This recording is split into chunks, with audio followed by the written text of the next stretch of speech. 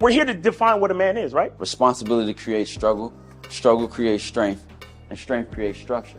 How many people care about what people think about them? Be honest. As a man, you got to be able to protect not just yourself, but your family. When we talk about being a man, it's your behaviors. But I don't say any of this to brag. I don't say any of this to gloat my life up or I'm better than anybody. I start crying. I'm like, why am I crying? And so what I realized was, you put yourself in a target-rich environment. You are the only woman that paid for a ticket to come to this event. if you're trying to teach your daughter to be around a certain man and you're not that man yourself, she gonna choose you. Hey, let me not touch this nigga. He too clean. Where is that on you? It's not on me. It's not on you. The only reason why it's not on you is because you didn't choose it. Find the women who can actually help you build. And here's some deep game for you. You don't have to have sex with all of them. Since 2016, I've been following Lucario and Miles. Y'all changed my life. Followed by Uncle Ram. So ever since then, I've been getting a little bit of too much ass at times. You know, as a man, there's a balance to it. Your purpose and pussy. And the heavier your purpose. Even if you lose the relationship, you don't lose yourself. And that's the most important part.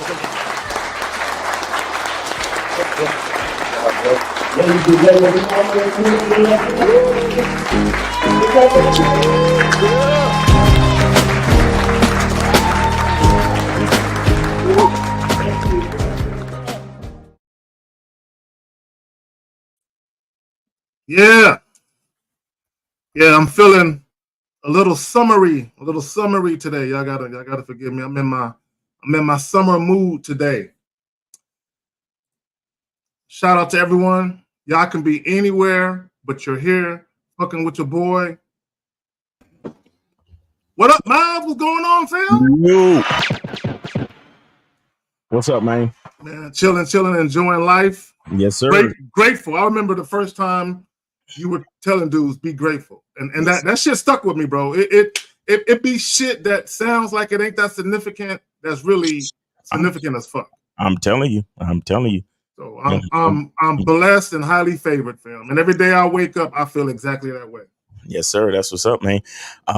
Is that a denim hat you're wearing, nigga? Yeah, nigga. Yeah, I feel summery, bro. I feel summery. This nigga wearing the jeans jacket hat, nigga. That's right, nigga. Hey, bro, I go out of my way to be different, bro. You know what I'm saying? Yeah, I go out of my way, nigga. I really do it, shit. Hey, nigga, do you, nigga? That's why I never had a pair of Jordans, bro. Ever. Yo, well, you know what? I like Jordans. Fuck that. But I never had a pair of Timbs. Now I got 4 or 5 pair of Timbs. You got pair. See, I got multiple pair of Timbs. We the same, but we different. Yeah, there you go. There you go. I'm wearing Tim's and New York fitteds and shit like I'm from New York and shit. But anyway, but I love this. And so what's so funny is my favorite rappers and hip hop groups are from the East Coast. Just something about that style and all that shit that resonates with me for whatever reason. Yeah, that shit is cool though. That's why. That shit it is. I can't front. I ain't gonna lie, bro. So let me see. New York niggas was different in the 90s. Y'all New York niggas in the 2000s. It ain't the same, nigga. But yeah, I don't know what happened. I don't live in New York no more. That's why I left, nigga. That's why I left. I hear you, Phil. So guys, what are we talking about today? We are talking about what really makes you a man. This will test you. So I got a video clip I'm going to share with you guys in just a moment. And I saw this joint on Facebook. And he's a coach. I think he's a basketball coach. Mm-hmm. And what it reminded me about is men who either have a weak father in their life or they don't have a father in their life, how masculine mentorship is paramount. Mm-hmm. Okay? Even if the man doesn't reside in your home, even if it's not a family member, that masculine mentorship is so fucking important. And when they say it takes a village to raise children, I believe that. I really believe that. Real quick, just as an aside, there's a group of friends that I have. We get together periodically and we take weekend fishing trips. It's just the fellas and all our sons. Okay. You know what I'm saying? That's it. no females, no wives, no girlfriends, no fiancés, no daughters, and not only that, but basically the time that we there, we're not speaking to our women. Like we couple of days, other than an occasional picture of the kiddos fishing or something, we ain't. It's just dudes. Basically, my oldest son, because I got homies that were business owners and investors, before I got into entrepreneurship, that just had more knowledge about certain things. So I would put my son with them and be like, man, hey, speak to that man right there. He has more knowledge about that than I do. Right. And I want guys to understand that even if you're a father, there's always going to be a man somewhere that can teach your son something that you can't. Yeah. And it's okay. You know what I'm saying? It's all right. You know what I'm saying? Whether it be an uncle, or for you dudes that you're single fathers. Okay, believe it or not, sometimes that man that comes into your ex's life, you know what I'm saying, can teach your son something. I know a lot of you niggas don't want to hear that shit, but it's true. Right? So you just got to man up and make sure that your seeds get that tutelage. So without no further ado, before we do that, Miles, I know you got some shit you want to post. As always, check this out, man. Got that soap for you, man. Got that soap. Hit that QR code and order your soap, Masculine Identity Natural Soap. All right. And then also, guys, we got the $1 summer sale for the Masculine Identity membership. It will be in effect July 1st. July 1st, you'll be able to get the Masculine Identity membership for $1. $1. All right, guys. So make sure y'all go to you can put that in the private chat. That way we can make sure that link is prevalent throughout the live joint, Miles. All right. Yeah, that's all the thing. So guys, right here, get the Masculine Identity soap. Click the link. I'm gonna leave it there for a minute. Click the link. Before we get into the video, let me just shout out some people. So shout out to Wicked Scorpion, Renee P. Hey baby girl, how you doing? Uncle Guns, monogamous player in the building. The Paul 9559 from Singapore. Walking His Ways Impact Voice Podcast. Let me say something about this brother. This brother is out of Dallas. He lives in Dallas. I believe he's from the South, Alabama or something like that. But he lives in Dallas, and he has a YouTube channel, and he's also prevalent on Facebook. He has a lot of dope guests. If y'all will go check this brother out, Walking His Ways Impact Voice Podcast, go check him out. Give this brother a look. You know what I'm saying? If you're feeling the lineup that he has, the content, definitely subscribe to this brother. Good brother. All right. So real quick, I don't want to forget nobody because I know y'all niggas be like, man, say my name too, nigga. Say my name. No data. Duke Lux was good. Frankie Shy was good. Danny P. Who else we got up in this motherfucker? I know I saw some names pop up. G-Dog UK from across the pond. BD. I'm not gonna say your name, dog, but you know what I'm talking about. The Eclectic Man. Who else we got up in here? Louis Piazza was good with you, fam. Who else we got up in here? Who else we got? Uncle Guns was good. Who else we got? Gibbo 5, 6-star. These names, y'all be clever with these names. Cleveland bus driver uppercut. These names, yo. All right, Mr. Go Blue. Okay, real quick, let me do this real quick. Let me put this in a joint for people to see. All right, y'all, here we go. Hey, I'm putting the link in a joint for Miles's summer sale. The masculineidentitymembership.com discount sale. It's in a joint. So y'all go ahead and get up on that. Linwood, Coffee Brown, Mr. Real Truth TV. What's good? Okay, so here we go, man. Let me get to this clip. And guys, I need y'all to listen to this gentleman. He said some real shit. So these two balls look alike. But we won't know what's inside of them until they face adversity. So this ball right here, it doesn't bounce as high. Look the same, but when it gets slammed against adversity, when things don't go his way, when his girlfriend break up with him, when he don't get the number he want, when the play been going to him all week, we make a change on Saturday, when things don't go his way, he pout. He big, he got muscles, he strong, he fast, but he's still a boy. See, Coach said the difference between a boy and a man is a boy do what he want to do, and a man do what he have to do. See, just because you stand up and pee don't make you a man. Just because you can smash every girl in Lexington don't make you a man. Just because you tatted up, you look good, you strong, you got a big truck, that don't make you a man. You just a big boy. A man handles his responsibility. A man will be revealed when he faces adversity. And when you face adversity, what's inside of you, everyone gonna know. Real So, talk. look, guys, and he said it. Okay, it's not about being tatted up and being 6 foot something, looking like an NFL linebacker. Yeah, you look the part. You look like a grown ass man. But how you act, how you conduct yourself, when you face challenges in life, when you face adversity, because you will. There is no doubt about it. I don't give a fuck how much money you got. You will face adversity. And I just want to point, when you go to the internet, whether it be Twitter or X, I think it's what they call it now, IG, Facebook, YouTube, when you see guys complaining and bitching about everything, these are the guys that could not handle adversity. These are the guys that ran into challenges in their life and they were not able to overcome them. They would rather pout. You got something you want to add to that, Miles? What up, J. Roman? What up, J. Roman? Oh, I like that. What's going on? That shit fire. What's going on, J. Roman? All right. Yeah, nah, it's never been about looks. It's always been what's on the inside. It's always been what's on the inside. That's why Lucario got the book Looks Don't Matter, right? Because it's always about what's on the inside. It's always about, that's why we say the truth is inside you. That's why we talk about the masculine identity, right? All these things. Nigga, are you directing a music video? I'm trying to. Trying to get. He got that J. Roman way. I'm trying to make sure everybody can see it. It's a dope little background. My bad. My bad. Appreciate it. And the manhood is a skill set, and the masculine identity joint is covering people's faces up.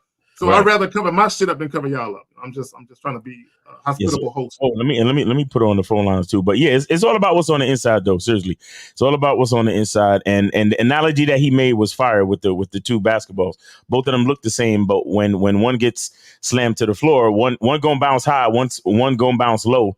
And and again, what we were talking about from the beginning, that feeds into your ability to be grateful. You understand? Because a lot of people look at life and adversity and difficult situations, as such a big issue. But it's like, bro, you should really be happy to be alive to even have problems in the first place.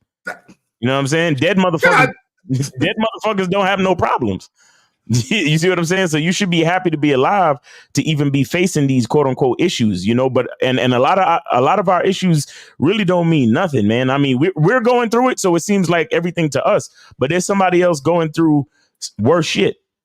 There's somebody else going through something worse. So you always got to keep things in perspective. And the best way, in my opinion, to keep things in perspective is to just be grateful, period, because you don't know what other people are going through.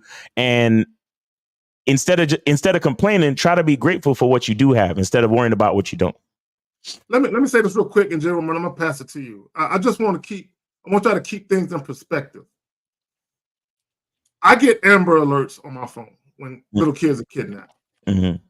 So somewhere, these little kids' families are terrified and scared at what happened to these kids, and Right. people are online complaining about someone of the opposite sex.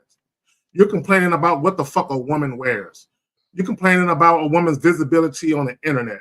You're complaining about a woman's body count, and somewhere there's a little kid missing, right? You got people, when Christmas and Thanksgiving rolls around, people have house fires and lose everything during the holidays, right? You got mass shootings and people dying, and people are complaining about a bitch. You know what I'm saying? I just, to me, that's why I don't feel sorry for niggas. Not at all. Because there are people that got real problems in their lives that are really life-altering events. Right. Okay, you worried about a woman's body count or her promiscuity or what the fuck she wearing?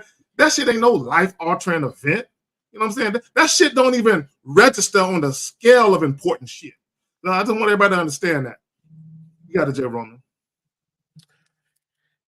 Just from, I stepped in a little bit later. So just from what you guys are saying, there's a saying I got when people always ask me, how's your day? And I always say, well, I woke up breathing, so it's great. Right. So, the thing is, is that a lot of stuff, bare bones, don't really matter. And it don't really matter to your progression. It don't really matter to you living a fulfilled life.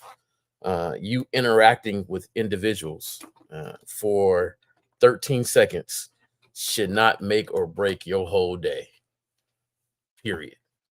A hello, how you doing? Or, you know, can't even a whack, can I get your number?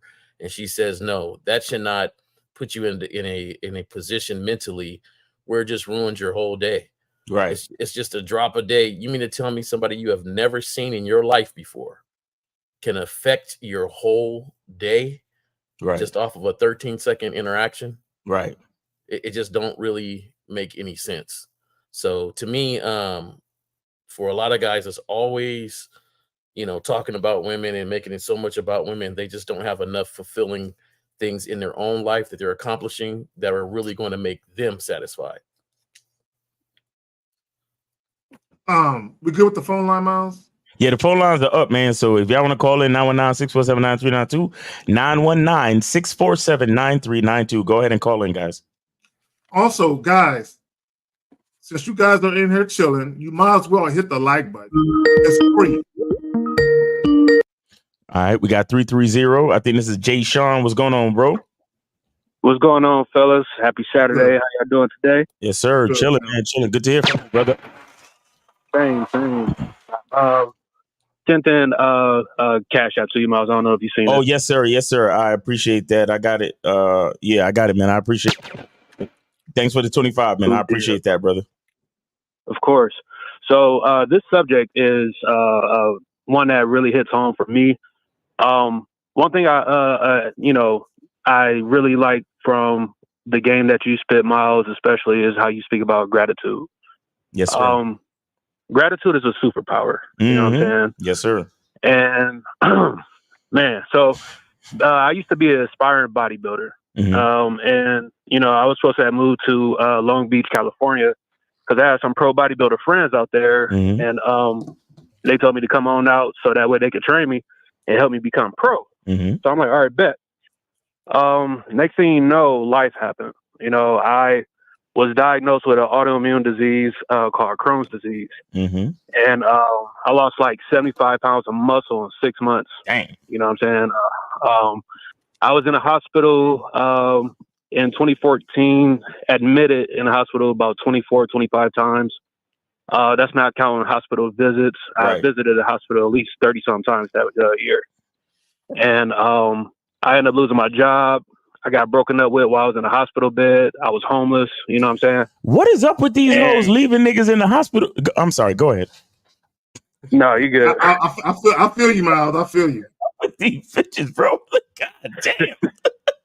Yeah, man. At my darkest time, man, I never thought that depression could hit somebody like me, because I was always optimistic, silly and shit. I like to joke around and stuff like that. But right. Going through all of that really fucked me up. You know what I'm saying? I was like diagnosed with depression, and, you know, I didn't know what to do for a minute.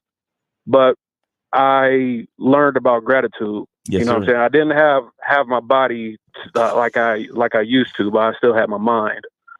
So I started learning about gratitude. I started learning about, like, basically weaponizing your adversity. And although I was homeless that year, I was always in the hospital. That same year, I decided to open up online because I found out there was a community of people who was going through the same illness. Right. So I was like, all right, let me share my story, because maybe my story can help others. I can find others to support, because I didn't have a support system. Right.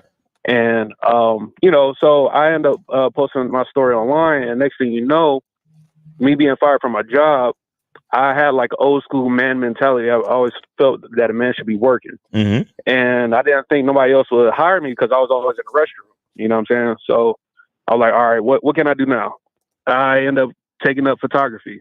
You know, I took some online courses and learned a skill. Right. And that same year, while I was always in the hospital, I was able to travel the country, you know what I'm saying, doing photography, being gone 2 weeks at a time, everything paid for and stuff like that. And I say all this to say that everything happens for a reason. And I always say that I've been through too much darkness to be affected by shade. You know what I'm saying? So, like, anytime. Whoa, no, you can't say that like that, bro. That's a bar. that again a little slower, my brother. Say that shit again, brother. That's bars, nigga. Goddamn. Yeah. I've been through too much darkness to be affected by shade. Yes, You feel me? sir. Damn. And anything that happens to me, I've been through hell. I had to get emergency surgery. You know, I had to get my large intestine removed at 21 years old. I used to have a bag on my stomach. You know what I'm saying? Wait, so you don't have a large intestine? Nope, just got my small intestine. God damn. You see what I'm saying? So, golly. No, I'm just saying. You see, and I met you before. I didn't know that shit. yeah, I know, right? You know, and you can't tell because of how I carry myself. I'm always happy. You know what I'm saying? Like, right. Even if I'm going through something, I'm always full of gratitude. Right. And gratitude, it keeps me balanced. Gratitude keeps me in check. So yes, anytime sir. anything happens, you know what I'm saying? I always think back through the hell that I went through. I almost died. That's why I had to get the emergency surgery. I was so skinny, man. I was unrecognizable. Like, I went from people thinking that I was on steroids because I was bodybuilding to people thinking that maybe I was on drugs or that I was dying, which I was because I was so skinny. I lost all that shit. Right. You know, so like this topic always hits home for me, you know what I'm saying? And I always use the shit that I went through to help me go forward. Yeah. Like, I learned how to network. I learned that, you know, the people you associate with will help propel you to the, you know, where your destination. You yes, know sir. Yes, sir. Yes, sir. We did some great networking in Miami when we met at Donovan Sharp CME that year. That's right. And we was able to do more things together and chop up more game and accomplish a lot of things together. So definitely, bro. Let me let me say something real quick because I don't say this enough. Yeah. Let me tell y'all something. Working with and fucking with Miles, Lucario, 50, and Steve, that shit has made a difference in my life. Let me explain what I mean. I always wanted to be an entrepreneur. I just didn't know what the fuck I wanted to do. Mm-hmm. When I very first came to YouTube, I wasn't taking it serious. I was, matter of fact, when I started making videos at first, I would just say, I'm just talking shit. I'm just a dude on the internet talking shit. I would say that, right? And when I met these brothers, I actually began to understand what it meant to have an entrepreneur spirit in a business sense, right? Mm-hmm. And business acumen. So I learned a lot from just watching these brothers, and I've talked to each of these brothers, you know, on the back end. So I've learned a lot from these brothers, just basically being a fly on the wall and just taking in information, right? So I just want to point that out. Mm-hmm. Yes, sir. Yeah, and same with me, you know, I didn't know a lot about anything, you know what I'm saying, until I started putting myself in those circles and getting, like, networking with people. And that showed me the power that maybe you don't always have everything, and that's okay. But there's always people out there who have what you want, or they can show you the way to get that way, you know what I'm saying? So you got to put yourself in those positions to get in front of those people. And I learned a lot of that when I was always in the hospital, you know what I'm saying? So, but yeah, I wanted to share that story because, you know, gratitude is something I'm always like real big on, you know what I'm saying? No matter what I go through, I always think about the hell that I went through, and it could have been worse. You know, people died from that shit. Like, what's his name?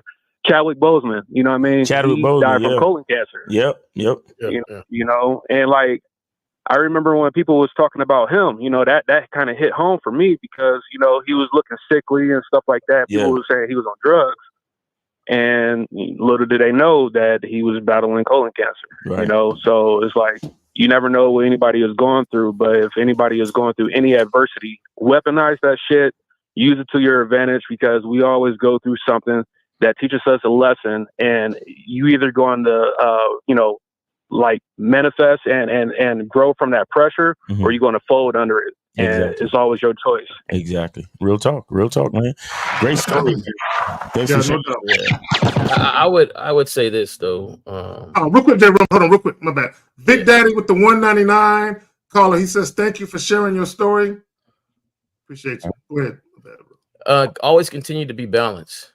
You know, I went through not that, but I was homeless for a minute and everything. And you know, when you go through a lot of stuff, you know, you start to get like a lot of things don't bother you, right? People say stuff, people do stuff, and it don't really bother you because you realize, like, dude, this ain't even nothing compared to what I crawled out of. So, you know, it's so hard for me to have a grudge at work.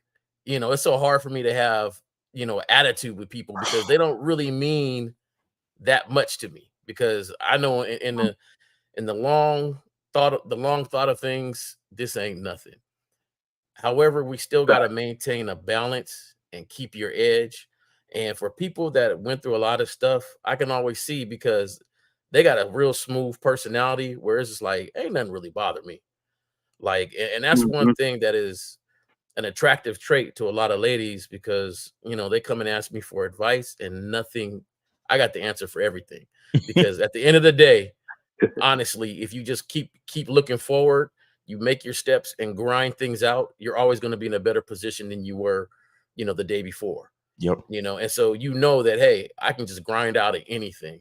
But keep a little edge about you. Make sure you keep that balance in your attitude, because a lot of people will look at that as a weakness and try to take advantage that you don't really trip over a lot of things. And sometimes you still got to bark at them and say, hold on, I'm still a fucking man standing right here. Right. Real talk. Real talk. Facts. Yes, sir. Well, I ain't gonna take up too much of y'all time, man. I just wanted to get on here and share that story and everything, since it was relative to the topic at hand. Hey, Jay Sean, man, we appreciate you, man, as always, brother. And thanks for supporting the show. And yeah, man, thanks for sharing your story. I'm gonna clip that shit. I'm gonna clip that shit, put that shit up, man. So I appreciate you, brother. Yes, sir. Y'all have a good one. All right, be safe. All right, you too, bro. Yes, sir. We good on calls? Yeah, we good on calls right now. Guys, call in 919-647-9392. 919-647-9392. Go ahead and call in, guys, if y'all want to call in and chop up some game. Also, if you have a question, put a Q in the chat followed by your question. We have a question or two we're going to get to. But what I want to do, I want to play the video again because some people came in late.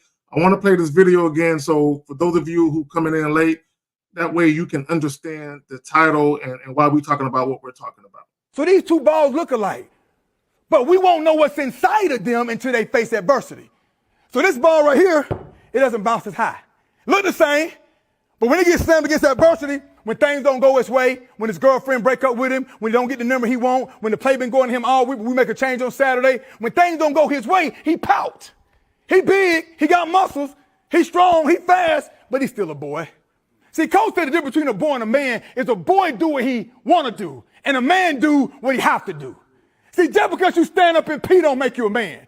Just because you can smash every girl in Lexington don't make you a man. Just because you tatted up, you look good, you strong, you got a big truck, that don't make you a man. You just a big boy. A man handles his responsibility. A man will be revealed when he faces adversity. And when you face adversity, what's inside of you, everyone gonna know. Man, so guys, that's some real shit. The moment you come into contact with adversity or a challenge, everyone is going to see what you made of. This is why we tell you guys real quick, when we do the Real Game No Theory podcast and we talk about you guys venting to women and crying to women and wanting to be vulnerable and all of that shit, what you're showing that woman is exactly how you handle adversity, right? Because how any of us should handle adversity, but specifically men, how you should handle adversity is find a solution for what ails you. Find a solution for your issue. And anything that comes across you in life that you can't control, let it go. Yeah. If you can't change it and you can't influence it, let it go. The worst thing you can do is bitch about something you have no control over. It's dumb. All you're going to do is run yourself ragged, be frustrated, be flustered, be upset, be agitated, be irritated about something you can't control. How silly is that shit? Right. I want to point that out. You can't control any damn way, so what's the point? No, exactly. So let's go to one of these questions. And 9 times out of 10, when you're concentrating on things that you can't control, it actually distracts you from concentrating on the things that you can control.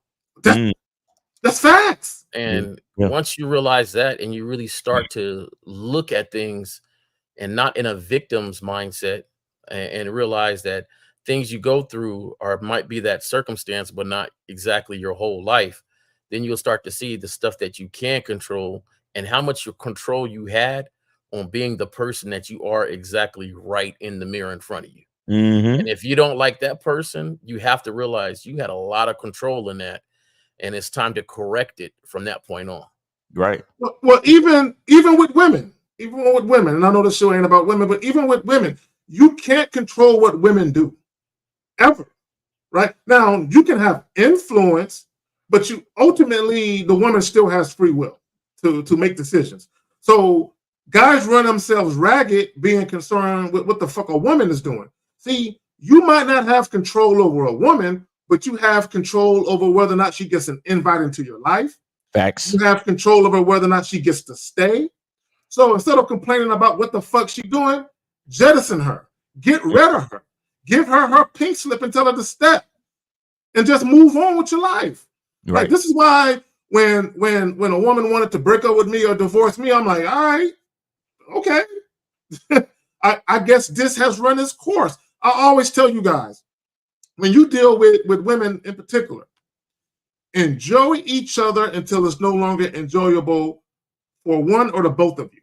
Right. When it's no longer fun. Now, not every day is going to be a fun day, but when it's no longer fun or it's no longer fruitful, move on from her. Your life will always be a revolving door for people, including women.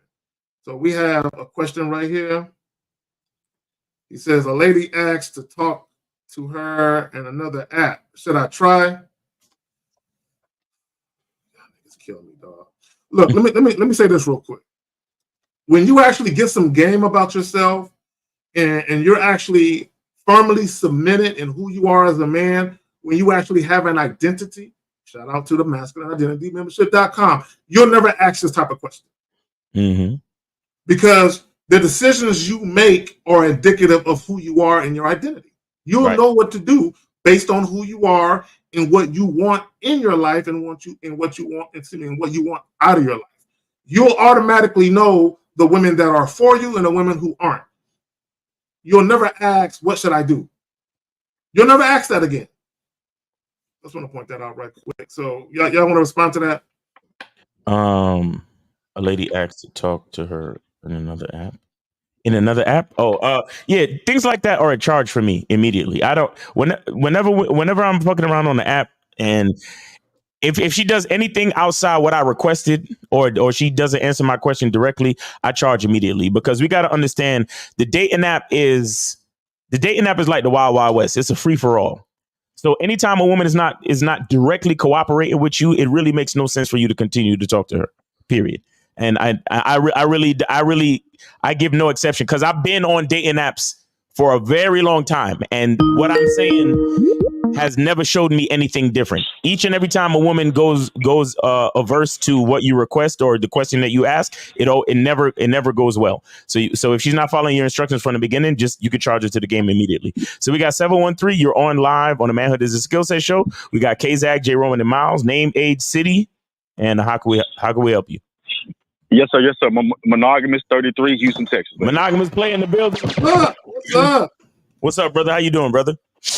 Hey, man. Hey, bro. Hey, I just want to say, man, it's always a blessing. I always want to salute guys like y'all, because y'all always trying to help us men out here, or just, people in general. So I just always got to, give y'all a salute. You, K-Zag, and J. Roman, Lucario, Steve, everybody, man. So I just want to, give y'all cigars for that.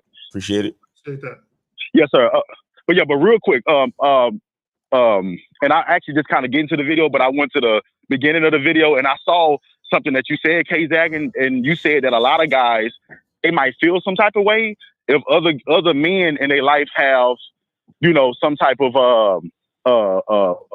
guidance or some type of role model-ish, towards the kid, right? But I actually look at that as a good thing, right? Because one thing about my dad, when I was growing up, my dad had like a lot of close friends, right? And I looked at them as my uncles, right? So one thing about my dad was he was always like in the engineering field. So it'd be some times where he would have to be going away from home for months at a time, or he'll come back on the weekends and stuff like that, right? But the one thing that my dad taught me was to network and build great social relationships. Because my dad had great social relationships, during the times that I was gone, he still had people to look out for me. So I could never get out of line, right? Because if one of my uncles, which is my dad's friends, caught me, then they were going to discipline me like my dad would discipline me, right? But it's because my dad had a good social circle. Yeah. And then even when I got older, right? Because I'm going to be honest, guys, like as you get old, because I have a son, as my son gets older, there's going to be way more time that he's going to spend away from me because I can't be with him at school. I got to be at work, right? Right. I can't be with him at certain things. So it's going to be more of the knowledge that I put inside of him that he takes on and that he can make better decisions for himself. Right. So even when I played AAU basketball, my dad had coaches that he entrusted, that he relied on, or that he could trust. So when he was gone, I was always in good hands. You see what I'm saying? So I believe in not just two good parents, but two good parents creating a village around their children. And that's the one thing that my dad did. You see what I'm saying? So I was able to learn from other guys. Because even what y'all said, it might be a guy that might know technical stuff better than me. But why would I shadow that away from my son when I want to put my son in every opportunity for him to grow? Right. You see what I'm saying? So that's one thing I always respected about my dad. Regardless of what he was good at and what he wasn't good at, he always put me in a room to where I can grow and I can learn from other people if that's the case. You see what I'm saying? So I believe in two good parents, and beyond two good parents, they create a village around their kids, because there's going to be some times where you're not around due to whatever the case may be. But if you got people looking out for your kids that respect you, then that's another level of parenthood that's added to make sure that your kids have a good path. But what did y'all take on that? Look, real quick, there's a monogamous. There's this post. I don't know if y'all seen this going around Facebook, where this guy shows up at a barbershop because his ex's new boyfriend or husband took his son to go get his haircut. So the guy is in a barbershop arguing with this guy. Why you taking my son to the barbershop? My thing is, nigga, if you was there to take him, or if you was cutting his hair, the other nigga wouldn't need to do it. You know what I'm saying? The little man need a haircut. Look, let me say this, because what a guy could do, if you and a woman are no longer together and he comes into your child's life as the new spouse or significant other of your ex, what he could do is say, fuck them kids. I mean, he could do that. You know what I'm saying? Or he can come in and be like, look, I'm not trying to step on your toes, but your child needs something and I'm in a position to help. Right. You know, I'm not your enemy. You know what I'm saying? I didn't see any men in that post. I watched the post. Yeah. I didn't see any men in that post. Number one, they did not seem like they had any influence in any part of that situation. Even the guy had to call the woman during that whole conversation, and she said the only reason why this guy didn't see his kid because he didn't pay something with the child support. What happened with that? Yeah, personally, I think number one, there's nothing that's going to get me out of what I consider my manhood. Right. It doesn't matter how you act. It doesn't matter how anybody acts. If I feel like this is who I am, this is who I be, that's what I'm going to be. Now, I give a lot of respect for men. And my thing, a man thing to do is to, when you're in a relationship with somebody that has a kid, to introduce yourself to that dude's father. My name is such and such. That's my woman now. That is your kid. Like, I'm not going to take that. But in my household, there's going to be certain rules and stuff like that. We can have a conversation on that. It's best for everybody to be on the same page when raising kids. Now, I would have never took that dude's son to the barbershop. She wouldn't have got me to take him to the barbershop, because I know that's something that a father does with his son. And those are the moments, like our caller is saying, where you introduce him to the barbershop you like and the gentleman in that barbershop and how they talk. So, you know, to me, that is a father's thing. Now, of course, if the father wasn't doing it or something like that, you know, if he wasn't around, then I would do it. At the same time, though, he wouldn't be around, not because of just child support, because my influence over her would tell her, look, however we're going to handle the child support with the courts or whatever, that is still his father. So we're not going to hold back him seeing his kid because of some paper, because clearly you're fine. I'm taking him to the barbershop, you know, different things like that. So that wouldn't have been the issue. So that whole thing, I'm looking at it and I'm seeing like there is no real men in the whole situation because now you got a guy yelling at you, yelling in a barbershop. People were trying to calm him down. The other guy, oh, let me call the woman. Let me call the woman to settle this. Let me call the woman. Wow. Let me call the woman to settle this. It wouldn't have been like that. It wouldn't have been nothing. She said, you're going to take him to the barbershop? Like, hold on. What's up with his dad? Right. Let's give him a call. Yeah. Let's give him a call. You know what I'm saying? So don't let anything knock you out of acting like a man in these situations. So. Well, see, okay, so even to your point, because you saw more of the video than I did. To your point, once the father showed up, the guy could have left and be like, hey, you know what? This is your son. I'm not going to sit here and argue about your biological child. Let me go ahead and bounce. Hey, y'all go ahead and spend some time together. Hey, bring him back to the crib whenever, right? And he should have excused himself from the situation.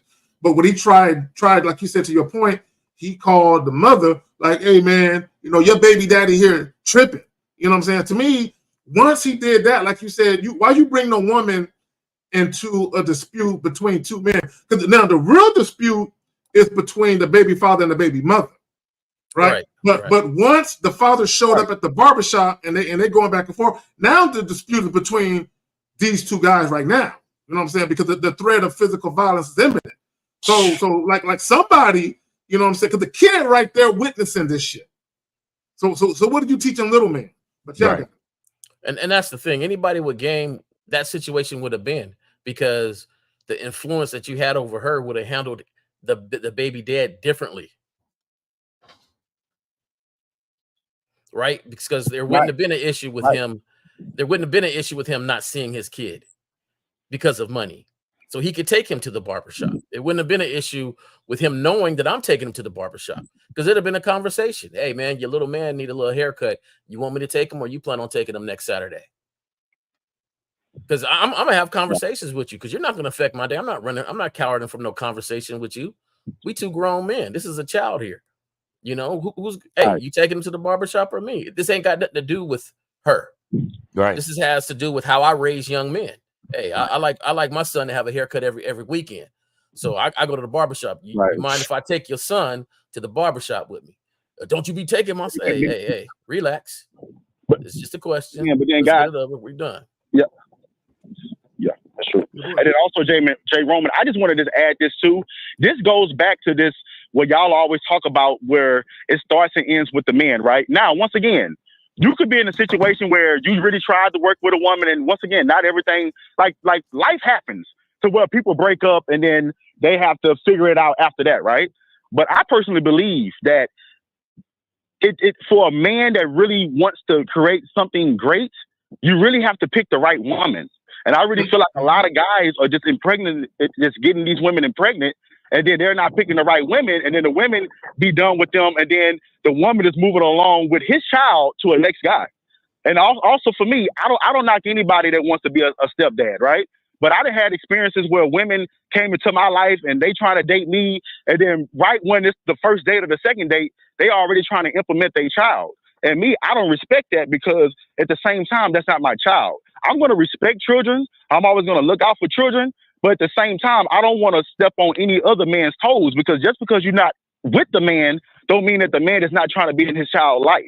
So that's when things get kind of rocky, in my opinion. And that's where it really has to be some boundaries and some understanding that's set if things is going to be like that. But for me, I'd rather be with a woman with my child and I raise my own family. You see what I'm saying? But I don't like any other guy that does that. But for me, I just don't want to do that, because once again, you got to deal with all that other stuff, and then there's all of this confusion. That's just not the type of guy that I'm on. I'd rather raise my own family. So a couple of things. Real quick, a couple of things. This is just my opinion. If you are a guy out here and you're going to seriously date a woman that already has kids, if she's beefing with the father or fathers of those children, I would not recommend getting into a relationship until they rectify that shit, because you are literally putting yourself in a situation where you can be harmed. Real quick. I got to tell the story real quick. there's this show called Survived. I Survived. And it's basically about people that survive death, whether it's at the hands of a person or at the hands of wildlife or some type of natural disaster. So there was this chick. She had, I believe, at least one child, maybe two, but definitely one child. And she was no longer with the father. So she was dating this guy, and the particular day that the father was supposed to bring the child back, that guy was at the house doing some yard work or whatever. And she just met this guy. It was like a few weeks or a month or two. It was new. And this guy was at the house doing yard work. And she tells the guy, hey, such and such is on the way home with our child. You know, he might flip out if he see you here. Nope. So the moment you hear that type of shit, right, that's a chick you can't fuck with. So exactly. the guy who's dating a woman says, man, I wish he would say something to me. So already it's a powder keg, right? So boom, so the guy show up. The guy should have left. He stays, right? But the woman, if you know that guy is volatile, why you got that man at your house when he show up? You know what I'm saying? So boom, the guy show up. They get to arguing, right? They get to arguing. So what happens is the woman takes the guy into the bedroom, the boyfriend in the bedroom, and the guy is talking shit like, let me whoop that nigga ass. Let me go whoop. So the guy is in another room hearing this. So he grabs a claw hammer, right? And no one sees him grab the hammer. So he grabs the hammer, and when the guy walks out the bedroom, puts that hammer in the middle of his forehead, right? Right now, the guy don't die, but he got brain damage. Some brain matter came out, but he don't die, right? So he just laying on the floor. He ain't moving. So then he takes the hammer. He's trying to take the hammer. The woman is describing it. She can hear like the bone scraping against the metal. He's trying to take the shit out of his head. Then he takes the hammer and begins to beat her with it, right? So the point I'm trying to make is, you guys that are dealing with these women that got kids, if she got a volatile relationship or a funky relationship with the dude, don't get in a serious relationship with her. But I agree. No, I agree 100%, Zach. Can I say something, man? See, and I had this conversation with a couple of cats a while back on that guy's platform. His name is Anthony Davis. It's something. Anthony is that bald black nigga. But anyway, so many dudes, they don't have any discipline. They don't have any self-control. And they don't know how to seek, and they don't know how to seek out quality women. And let me explain what I mean. I've done the stepfather thing. I've done that before. And, you know, it was kind of messy, too, because I knew the nigga, and it was the type of thing where she told him it was over, but they were still living together. And I'm smashing, behind the back. I'm dropping her off a block away from the house and all this type of shit. And so I learned my lesson. Now I have strict fucking rules when it comes to dating single mothers. Now I don't have nothing against dating single mothers, but I have strict rules where, number one, I'm not meeting the kid until you're 12 months into the vetting process. I don't even meet the child, right? If your kid is at home, you are coming to meet me. You gonna drive all the way to my fucking house, and then we gonna get in my car and then go to wherever we going. I don't pick you up if your child is at home this weekend.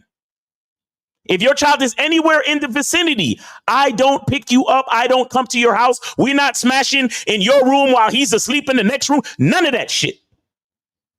For an entire year. And if your co-parenting situation is volatile, I may never meet this fucking kid if you and I continue to see each other. If you and I continue to see each other. Do you understand what I'm saying to you? So it's not about the fact that the woman is a single parent mother. It's about the quality of the woman, her life being organized, and her ability to have a healthy co-parenting relationship. If those things are not in place, your child will never see my fucking face, or even much less be privy to my existence. Because that just means if your life is not organized to the point where all of that shit is healthy and cool, you're just a fuck buddy. You can never be anything further than that. And the problem with these stupid ass niggas is that it's like Just because I'm fucking a bitch. Just because I'm coming over to get some pussy. I gotta be bumping into your children in the middle of the night going to the bathroom?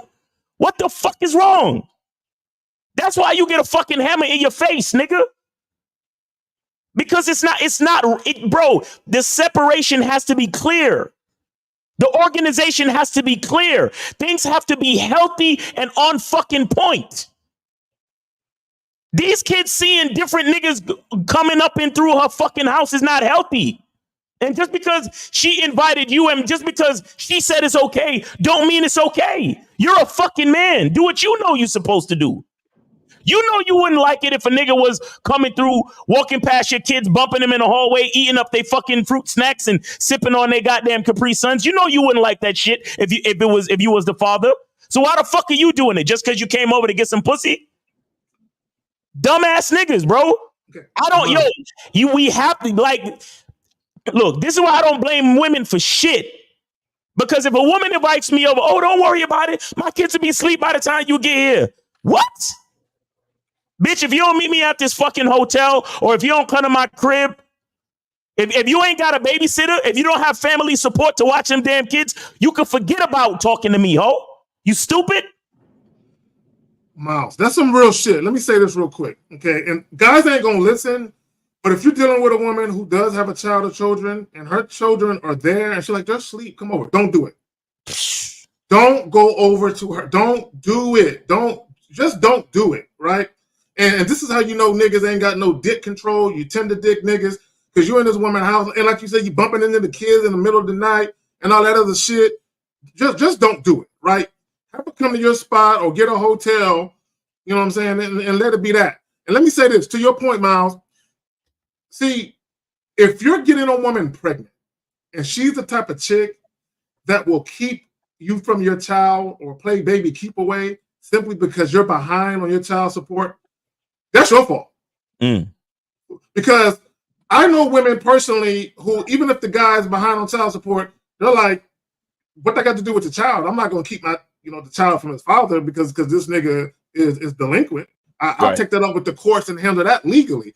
But I'm not going to keep. See, that's a woman that got some sense. But when you got a woman playing baby keep away simply because you're delinquent in your child support, you don't want that nutted up in that woman that ain't got no fucking sense. Exactly. That's kind of on you.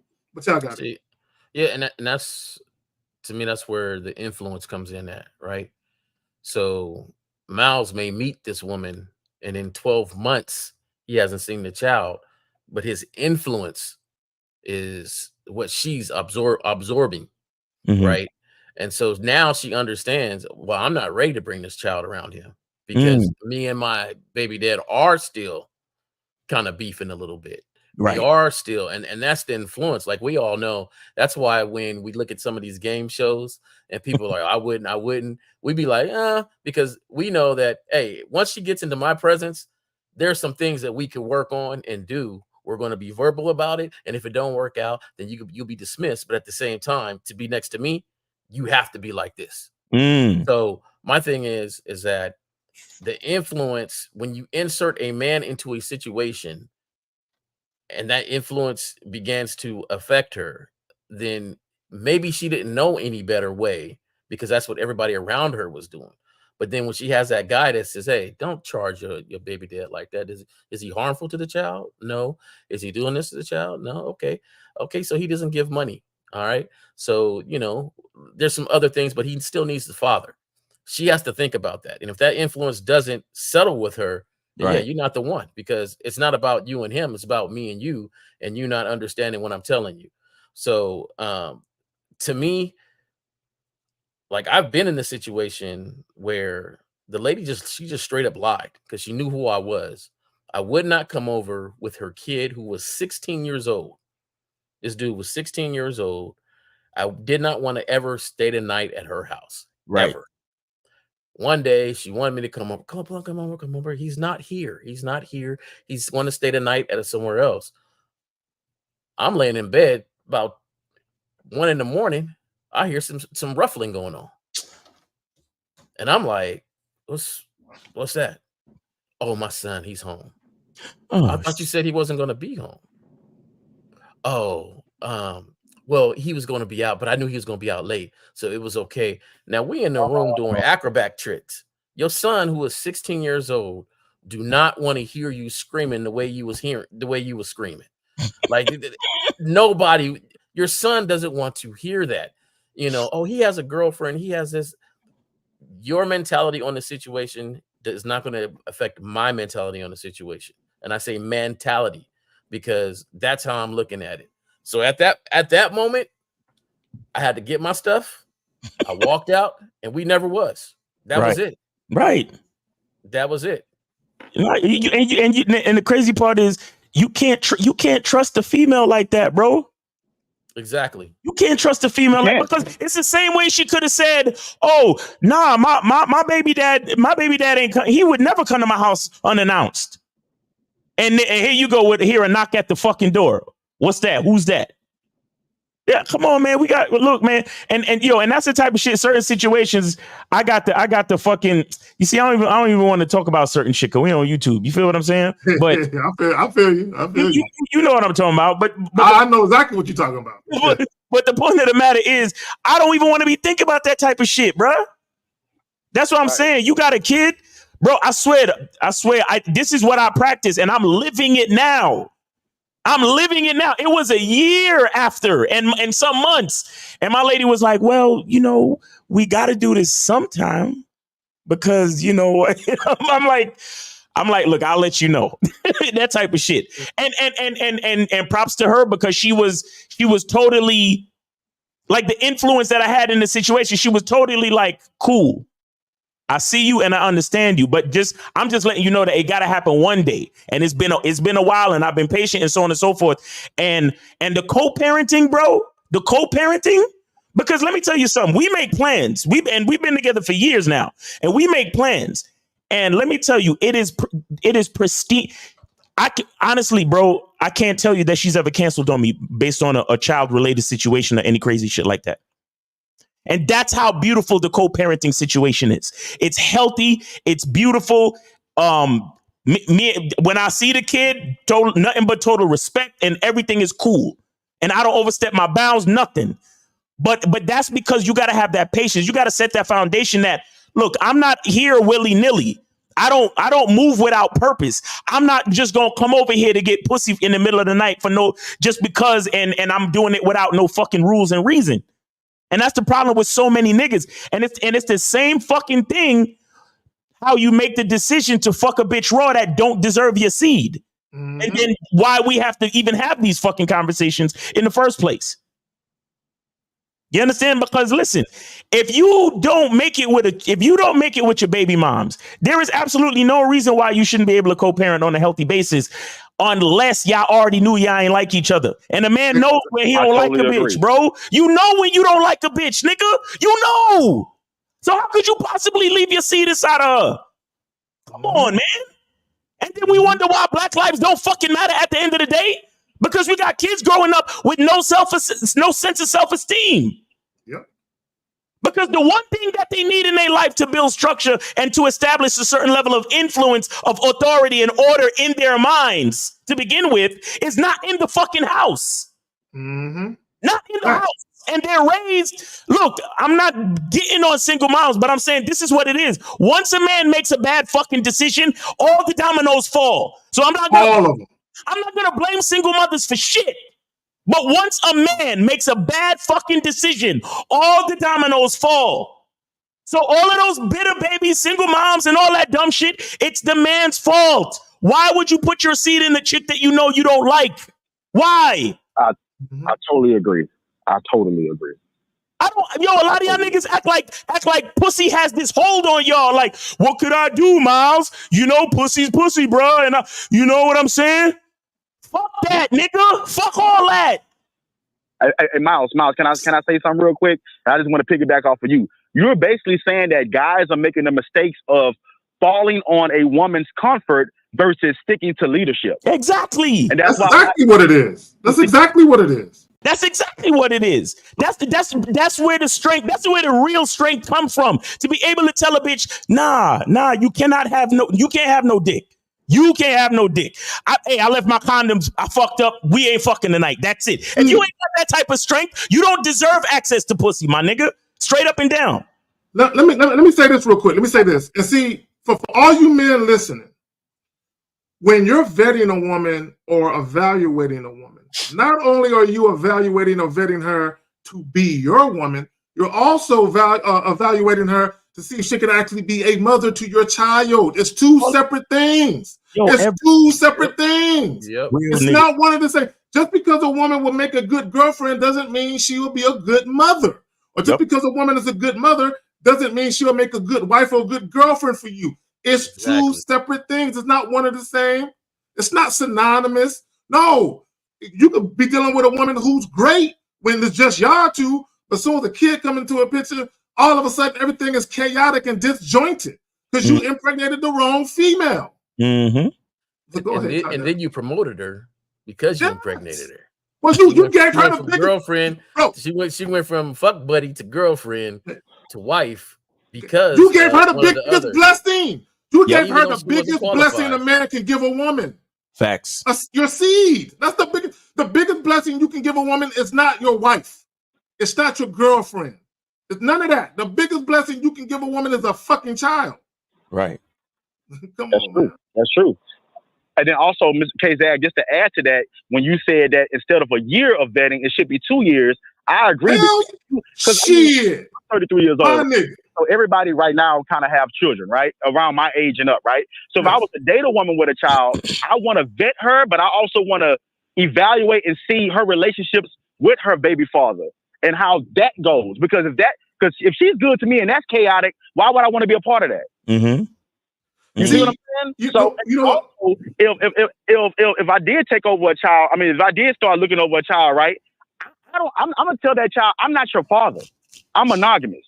And if that's gonna happen, I need to have a conversation with your father, and I need to ask him, is it okay for me to be an extension of him, not to take his place?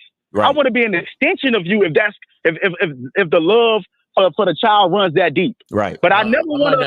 I might not say extension. Bro, I'm gonna be honest, y'all. It's nigga J. Hey, I'm gonna just be honest. I might not say the extension, but I get you though. Yeah. Yeah, I'm just being honest. Like, because at the same time, when I was young, when my mom and my dad, they went through a little breakup here, right? But one thing with my dad, he don't play that stepdaddy bullshit. But even as a 5-6 year old, before they got back together, I wasn't gonna play that stepdaddy shit because I know who my daddy is. You see what I'm saying? Because he's in my life. So once again, it's one thing when nigga is not around, right? But it's another thing when the nigga is in his child's life. That's boundaries. Because once again, if I was in that situation, I don't want a nigga to overstep his boundaries. Right. That's my child. You an extension of me if that's the case. I would tell you this. I would tell you this. I got a older child, and for years, she's had another man in her life. I am happy he's there, and he's been the only consistent one there besides me. With that said, there is no stepdad because there is no dead position to step into. There you go. There. Facts. So I understand what you're saying. I do appreciate that he's been consistent. I do appreciate there's been no issue. I do appreciate I'm not in jail because there was no issues. Right. So the things we'll do for our child. The main thing though is that sometimes and I like the way Miles just said it with really, even though they have a child, it does not progress, and you're not going to let her progress your vetting process with her. Right. You're not going to push it forward. Right. You don't run. And sometimes they want that push forward because they want that stability in their home, and they realize they need more stability in their home because of the child. Right. So they try to push it and press it more, to get you in there. The thing is, you need to see the influence and see how honest she is with her baby's dad, because sometimes she's lying to him and lying to you. That's facts. And so you got to have some of those conversations with him. But I'm not having conversations with him if we ain't cool yet. There's no need yet. Right. But as we're progressing and beginning to be cool, I'm going to have those conversations with him when the child is introduced now. Because out of respect for manhood, I'm going to say, hey, this is the deal. This is what's going on. I don't know what she said. She hasn't told me much about you, you know, on your breakups or anything like that. In fact, I don't really care about that. I'm just, you know, we have these conversations on manhood things, dealing with the child, and then that's it. You know. Let me say this, J. Roman, Miles, and Monogamous. For any of you guys, don't let women tell you that their child or children is a package deal. No. Yo. No. That's one I've heard that shit. And I'm like, that's the dumbest shit ever. Matter of fact, if a woman ever tell you we a package deal, it'd be like, well, I'm denying the whole package then. Facts. I'm not signing for the. I don't want none of y'all then, guys. Let me say this real quick, because when you're dealing with a single mother, and I'm not shitting on single mothers either. But because you're dealing with a whole child or children, and there's another adult in a situation, and you don't know the true nature of that relationship, when you're dealing with the woman, and I think Miles and J. Ron both hit on it, you got to vet her separate. The mistake that guys make is they're trying to get to know the woman and the children at the same time. Yep. And what's going to happen is your judgment is going to be clouded and it's going to be skewed because you're not taking the appropriate time and really, really paying attention to what this woman is really doing and who the fuck she really is and how she fits in your life, whether it's casual or something more serious. Dealing with the child is a whole nother set of evaluating and vetting. Because for this reason here,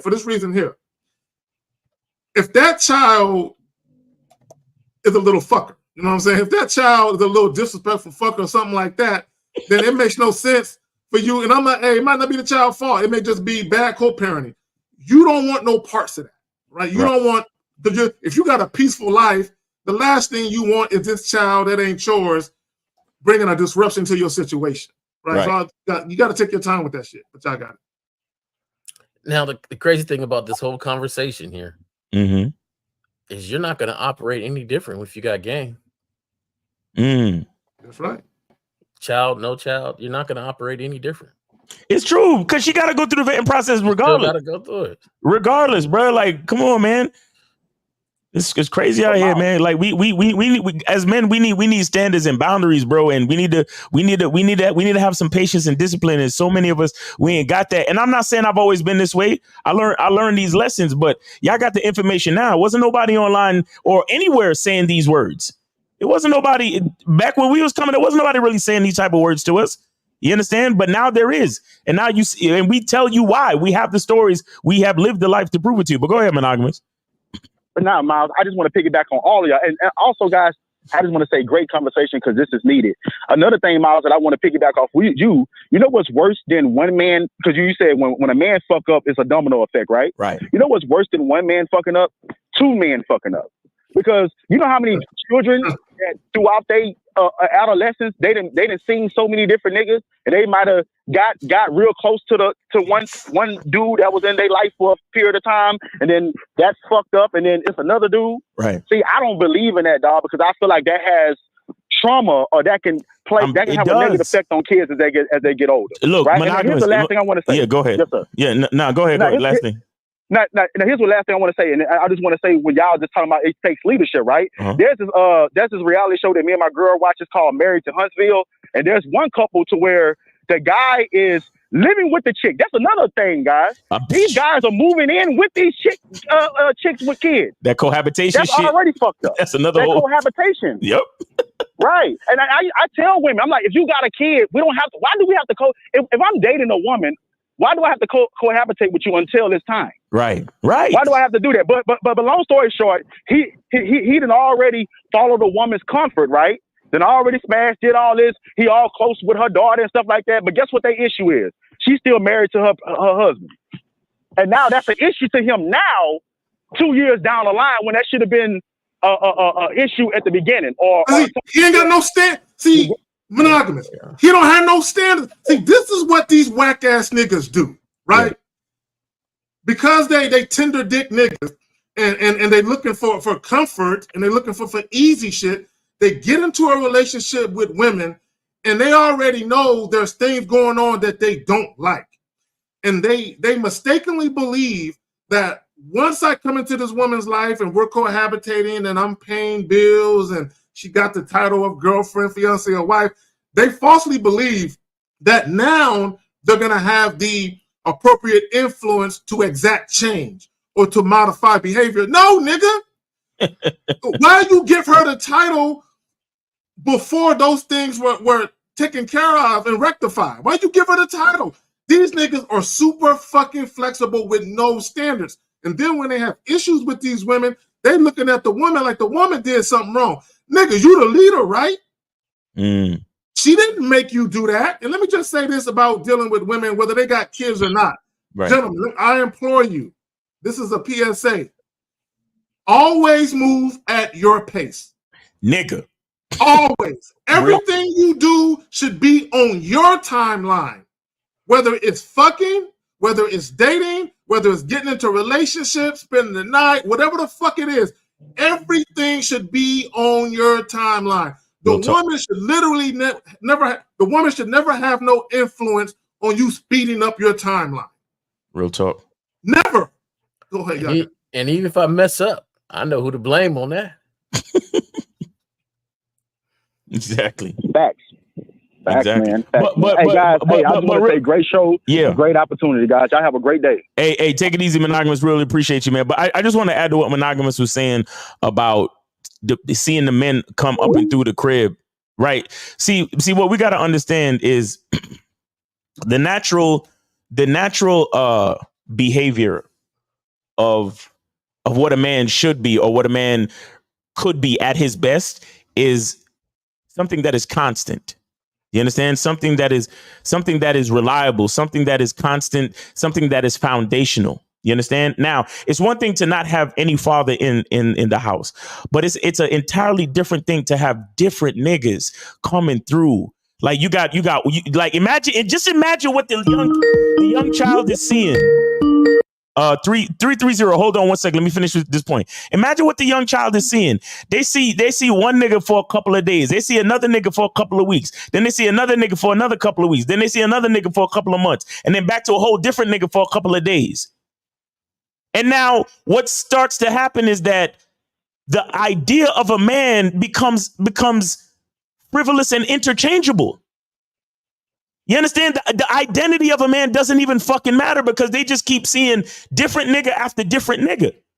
And what I'm saying is that's a psychological issue to the fucking perception of what a man is to the child. And as they grow, especially if it's a boy and shit, but even it doesn't matter really, because the idea of the daughter or a female child's idea of what a man should be is just as detrimental as what a male child. You know, his idea is what a man is. It's just that as a male child, he's growing into that idea when the female child, she's growing up to search for that idea. You see what I'm saying? So this is why these women, they attract unreliable, inconsistent men because that's what they're used to. And that's why the average man is so hard for him to be reliable and consistent, even to his fucking self, because that's what he's used to. But anyway, we got 330. Hold on a second, man. Let's keep going on with that. Yeah, 330. Hold on one second. Go ahead, Jay. Let's keep going on with that scenario. Then she meets a real one. Then she meets. Say it. Then she meets a real one, and that little son, he don't see nobody for a while. But what he does see is his mom is just a little more organized. Her schedule is a little more tighter. Her attitude is just a little different. You know, the way she talks to him is just a little different because she's been complaining to this real one, and he's saying, hold on, you got a son there. Relax. Let him, do this, handle it like this. Now he might not have met him, but the advice and the discussion and the way he moves is influencing her where things become a little different. And now it's been a month since he's seen somebody new. It's been 2 months. It's been 3 months. It's been 4 months. Mom is real consistent. When he asked for shoes, he got shoes because she's on point with certain things. She's not getting frustrated all the time. She ain't upset about a lot of different stuff. Just the attitude has changed when she met that real one. And that's the thing that I don't think guys will understand. And I like the way the dude said, falling on her comfort. But the leadership is really what's going to make the whole situation comfortable. The domino effects work both ways. Exactly. All right, there we go. All right, go ahead, caller. All right, so we got 330. Go ahead, bro. Hey, what's up, fam? It's William here. William Kime in the building. William, just a moment, brother. Just a moment. Vic Daddy with the 199. Good topic. Thank you. All right. Go ahead, William. You got it. Go ahead, William. Yeah, no, I'm from Ohio, and I was thinking the one caller there from Akron, the guy that does the videoing and stuff, or he called here a little bit. Jay Sean. Jay Sean. Yeah, I don't know if he's still listening or not, but yeah, I'm right outside of Akron in North Canton. Akron, Canton's about a half hour apart, and I'm in the north end of North Canton. So yeah, I'm right in that neighborhood too. So maybe we'll run into him sometime. Right. But, anyway, no, I was just on. You guys were talking about the thing with women with kids and stuff. I had a situation where this shorty I was seeing, we had hung out once. We hung out. We had one date. We fucked the first date, whatever. She lives about 40 minutes from me. So the next weekend, I was going out her way, out past her area, going out to this horse event where I was just going as a spectator. Mm-hmm. And I asked her if she wanted to go with me. And, it was kind of like our second day. We were going to hang out, and then we were going to stay at her, and we were going to go back to her house afterwards. So when I got there, like when I was on my way there, I called when I was like 10 minutes away, and she's like, my ex is about to take out my daughter here in a little bit, and then I'll be free. And I'm like, well, how far away is he? She goes, oh, he should be here in a little bit. And I'm thinking, well, shit, I'm 5-10 minutes away, Right. And she goes, she's just going to pick her up and take her over to her grandma's house, which is like 5 minutes away. And she goes, unless you want to just pick us up and we'll drop her off. Oh my! I'm like, oh hell no! Like I almost charged her. I was thinking like, wait, what? What the fuck? Right. I was like, listen, this is how we're gonna do it. You get your once the kid's dad picks him, because there's a chance I'm gonna run into them. Right. Like I'm gonna run into him. Yeah. Like no way in hell they're gonna. This is my second time meeting her, my first time at her house, and I might run into her ex, the picking up the kid. Right. And then you're talking about having a kid go. I was just like, what the fuck? Anyway, I was like, nah, I was like, you get the kid out of there. Once you're home alone, you call me back and I'll come pick you up. Right. So she calls me back 5 minutes later, and she's like, okay, he picked her up. They're out of here. So when I got there, she jumps in the car and, she's giving me a hug, and she's like, yeah, my ex agreed that was better. That was a good idea. That's probably better for you not, we don't run into each other. See, no order. Hold on, William. Hold on. I just want to point out, a lot of these women have no order. They don't. They have no order. This is exactly what I'm talking about when I say it's the decision of the man first. Yes. William had to be a man. William had to be a fucking man and say, hell fucking no. Handle your family situation first, and then I can see you. That's how it's supposed to work. Because the woman, look, I'm not really trying to bash women or say anything, because y'all know we're not even about hating on women over here. But what I'm saying is that it's not a woman's place to make any decisions concerning a man. It's up to us to make the right decisions, to say, hey, let's separate the two. I don't know you like that, so your child shouldn't see me. Your man shouldn't see me. Only person that I'm interested in interacting with is you, the woman. So take care of your business, and then you can see me. It's like when your parents tell you, finish your homework, then you could go play outside. What the fuck are we talking about? See, this is why, and let me say this, William, we'll pass it right back to you. See, this is why a man with a logical, pragmatic way of thinking needs to always be on point. Because she's thinking from a place of emotion. She's thinking about what she wants and how she feels. Right? This is why when guys talking about falling in love with women, I'm like, yo, the last thing you need is two emotional motherfuckers that are mainly governed by their feelings and emotions. There's going to be no logic in anything that you do. But like you said, Miles, when you have a man who actually is thinking, right, he's logical, he's like, no, we're not going to do that.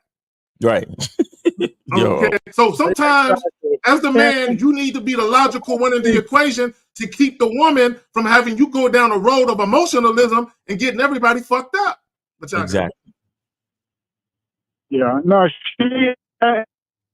her ex have a really good co-parenting relationship, but at the same time, it's like I've met her once. You know, I've only met her once before. Right. Like, no way in hell that I want to be running into her ex-husband over her child. You know. Right. And she was talking about having me pick up her child, and yeah, that was and you know another thing about this, like this is she's a mechanical engineer. She's in charge of a bunch of guys, like at her job. Like she's overseeing a job site, and then this is how she was thinking. You know, she's thinking it's okay for me to just pick up her and her kid. Like, what the fuck? I'm glad, William. I'm glad you said that because I want guys to pay attention. This has nothing to do with socioeconomical status. Yep. Has nothing to do with the woman's education or how much money she makes. Sometimes you have women, regardless of their walk of life or background, that will try and make a goofy suggestion or a goofy decision. And the man, you got to be like, nah, baby girl, we're not doing that. We're not doing it. But y'all got it. Yeah, yeah. And I laugh about that too because, you know, she'll be bitching about guys at her, you know, that she is overseeing at the job site and talking about how she might say how these guys are terrified of her because she can technically fire them, write them up and have them fired and stuff. But like when she's with me, she's so sweet and feminine and I think it's probably because she gets tired of being in that situation where she's in charge of men. Yes. Okay. Let's stop right there, William. Guys, William says something that's very important. The average woman, most women who are actually a manager, a supervisor, or business owner, where they are in charge of people and they are quote unquote the boss and they tell people what to do. Most of these women do not want to come home and be the boss too. They want to come home, kick their feet up, not think, and be with a man who's actually a consistent masculine leader where he makes the decisions and the man just telling them what to do. And they're like, finally, I get to take my brain off of, you know what I'm saying, off for a minute, turn the switch off and chill and let my man make the decisions. Most women really want that. Most women do not want to come home and have to keep wearing the boss hat. Right. That's facts. Exactly. And, you know, it's funny is like, she says, like, if I ask her to do something or if we're doing, many times she'll be like, yes, daddy. Yes, daddy. Like, I'm like, that's probably such a relief for her mentally because, because of her career and stuff. You know, she likes to just be there doing what I ask her to do, what I need her to do. And she just follows me around like a little puppy dog. So, and how much you would bet, William, that if those guys at the job could see her interact with you in that fashion, they probably would be surprised. They probably never would have guessed it that she would call a man daddy and follow you around like that. All right, guys. I just thought I'd share that. I would add this one thing too, though, that you pass that test, and the thing is, that test of cowarding down a little bit just to do what she says you to do, to pick the child up, to drop it off, right? Which helped when you didn't cower down to that. That helped solidify her thoughts about you in the first place, right? That's real talk. And come back and say, you know what, you're right. You know, I talked to my ex, and he said the same thing too. So you know, those are the things that a lot of guys miss. And you know, when just this once or just this, that's just a little nick off your armor right there. You know, we're chipping away right now. And until now, you're at the point where you're at the point where you're saying stupid stuff like "happy wife, happy life." Facts. Crazy. All right, man. guys. Well, I'm out here in Pennsylvania. I'm going out to make a purchase out here, a business purchase, and I'm out here. I got to pay attention to where I'm driving. So okay. All right, man. I appreciate everything you guys do. Hey, William Kime, you know what it is, bro. Thanks for your support of the show. Thanks for calling in, and be safe out there in these streets. All right, bro. We appreciate you. Yes, absolutely. There you go. All right, peace, brother. Later. All right. We good on calls, guys. But if y'all want to call in, 919-647-9392, 919-647-9392. Go ahead and call in. Let me see how much time we got left. We got about 20-25 minutes left, guys. So don't lollygag. Call in if y'all calling in, bro. because we're not extending the OT. Please just call in if y'all want to call in. Okay. So Nova Hefner says, so in reference to what Jay Roman is saying and talking about with the barbershop thing with the kid, is this why dudes have a problem with Russell Wilson through the years with rapper Future Kid? So let me just say this. So a lot of guys feel some type of way about him taking pictures with the boy and all of that because they feel like he's overstepping boundaries. So here's my opinion on that. Number one, we don't really know the ins and outs of whether or not Future is involved with that kid or not, whether he even sees this kid or not. We don't know the ins and outs of that. I will say, this is what I will say, right? And I'm not accusing Sierra of this because I don't know her like that and I don't know everything. Unfortunately, you will have some women who are a little bitter at the baby father because they really wanted him. That's the guy they really wanted. That was their first choice. So a lot of times when the old keep a nigga baby situation didn't work, and I'm not accusing Sierra of this, I don't know, but sometimes when women are having kids, although they know the guy probably isn't the best quality type of man to be a father. Can you place him on hold real quick so I can finish my thought? Yeah, 330. Hold on 1 second. Okay. So they'll have the kid anyway, thinking that would be the tie that binds, and when that doesn't work, what they'll do is they might purposely try and elevate the new man to father status right away and have him doing shit that a father would do. Right. And sometimes that could be just to get under the other guy's skin. I'm not accusing Sierra of that, but in real life, outside of the internet and celebrities, that type of shit does happen. These things happen. That's a fact. 330, you are on live on the Manhood is a Skillset show. We got Jay Roman, K-Zag, and Miles. Name 8 City. How can we help you? Hey, fellas, this is Jay Sean again, 31 yes, sir. Ohio. Yes, sir. What's going on? Hey, so I remember your story. You had mentioned a channel you were on. That was Anton Daniels. Right, Anton channel. Daniels. Yes. Yeah. Mm-hmm. And I remember the guy was like, I guess the kid kept jumping on him or hit him, and then he had lied on the kid, and the mom ended up whooping him and stuff like that. Right. Mm-hmm.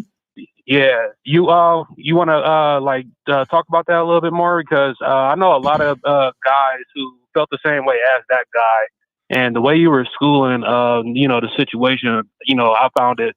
I was able to tell a lot of guys about that. You know what I'm saying? It's like, you don't be in the area of the kids, and they have, you invading their space and stuff like that. So exactly. I don't know if you could expound upon that a little bit more. Well, it's just the same thing we've been talking about. Is you got to be able to create boundaries. You have to be able to create boundaries. You have to have discipline and patience, and you have to have respect for the relational dynamics. And what I mean is because here's the thing, right? When a lot of dudes run around and talk about, I don't date single mothers. I don't date single mothers.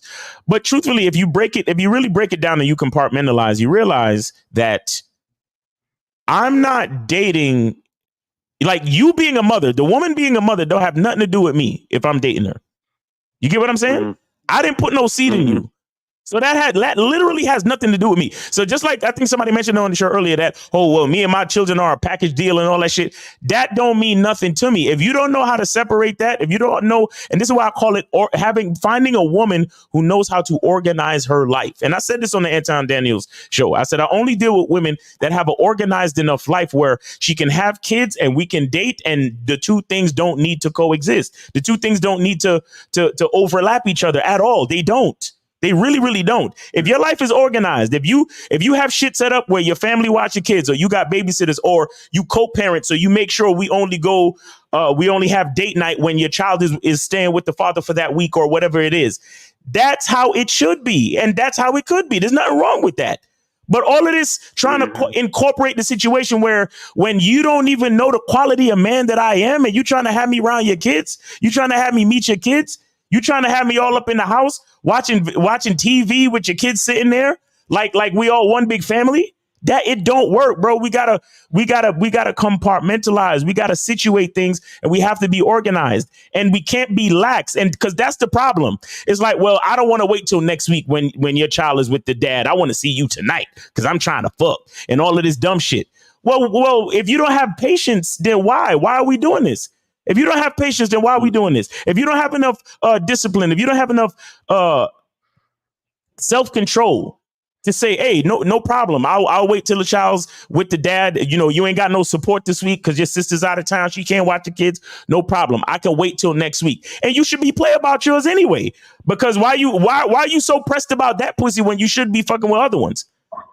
You see what I'm saying? I mean, if we talking real player shit, right? Why are you so pressed? Why do you have to go to the fucking house while the kids are there? Why? You see what I'm saying? It's just a lot of bullshit. And the problem is that a lot of guys is thinking with their dick, and they don't understand how detrimental the effect that they have on the children. And they also don't understand, you know, like Jay Roman said, when, for example, using William Kimes' example, when he chose to say, no, I'm not coming over there until you finish handling your business. And then even her baby daddy agreed that he made the right choice, that you can't buy that type of influence on a woman.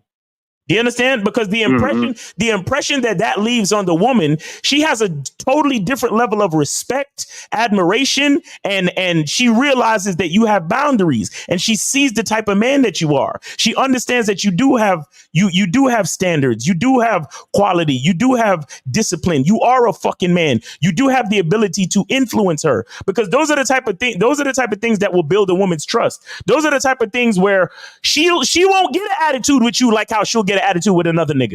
Because then these other niggas they willing to come over to the house and fuck any time of the night just because they dick is itching. You get what I'm saying? But this guy, though, no matter what happened, he never went outside of the boundaries that he set for himself. And she, whether it's subconscious or conscious, bro, she has to respect that. And once you set the ball rolling in that type of way, you influencing the woman. And then, like Jay Roman said, the mother behaves a certain way concerning you. So when it's actually time for you to meet the child, it's a whole different fucking story, because the mother's already speaking you up like you are, like she's speaking you up like you 6'8".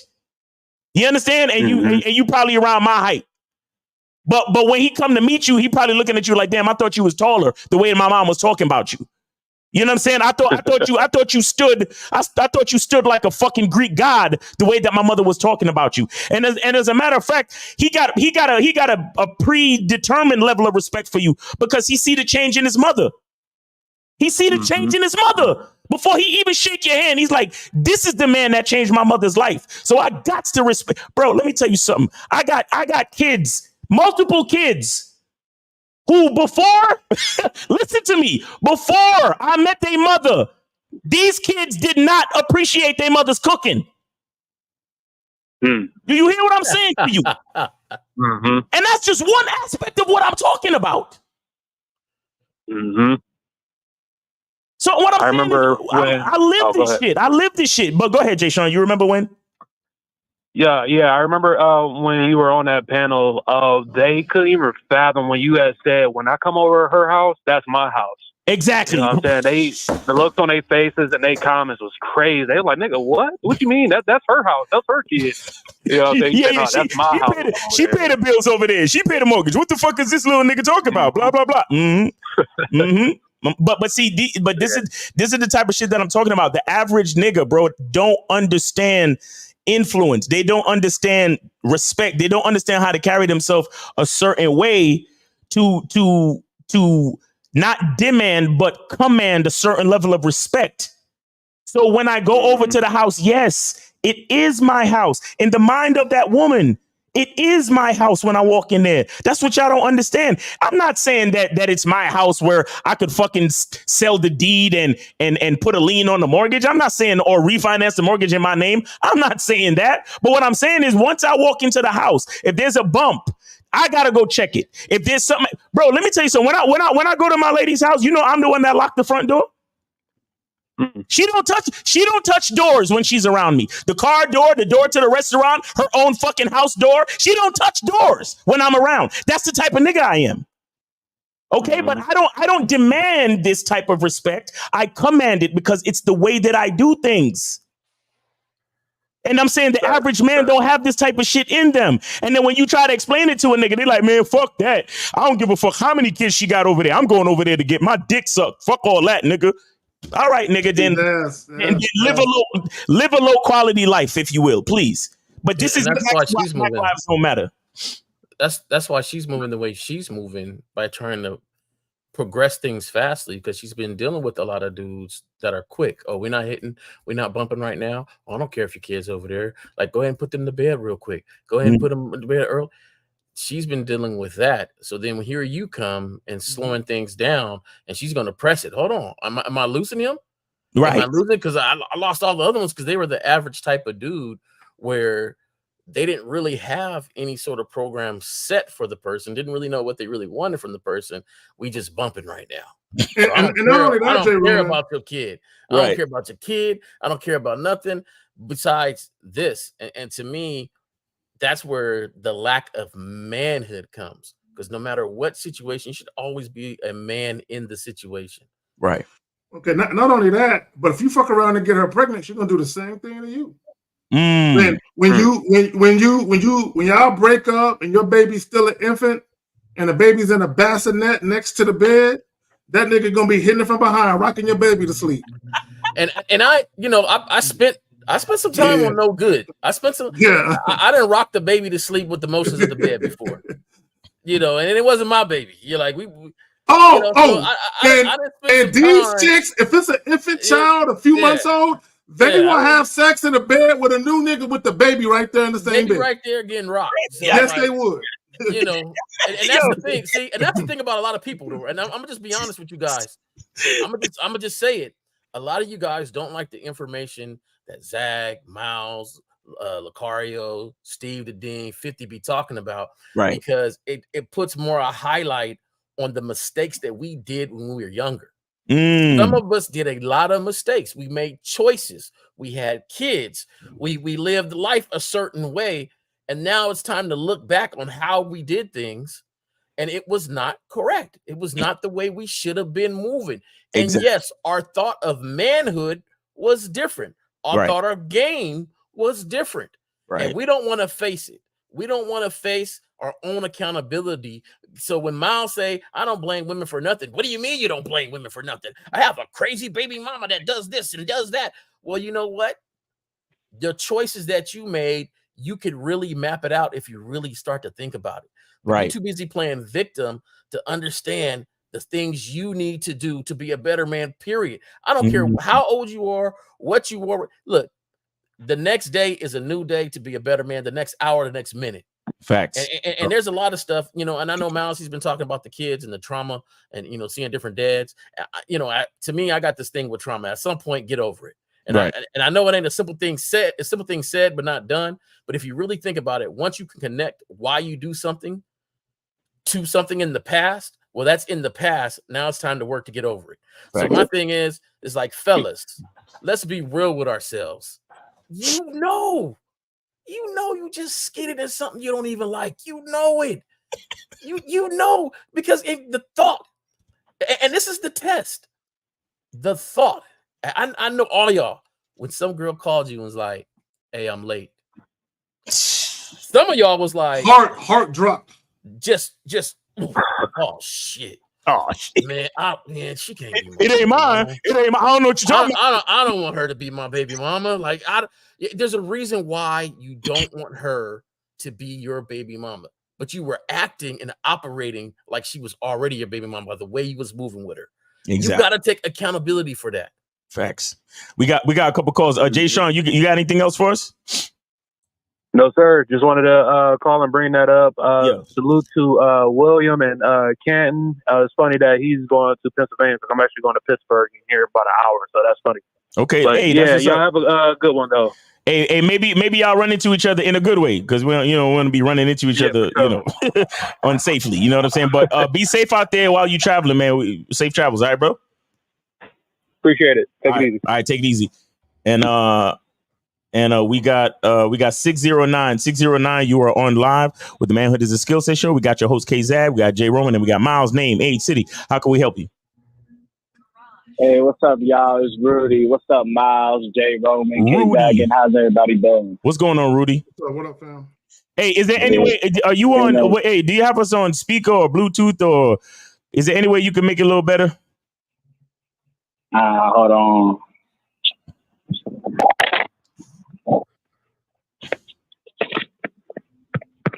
Yo, how's that? That's better. Thank you so much, sir.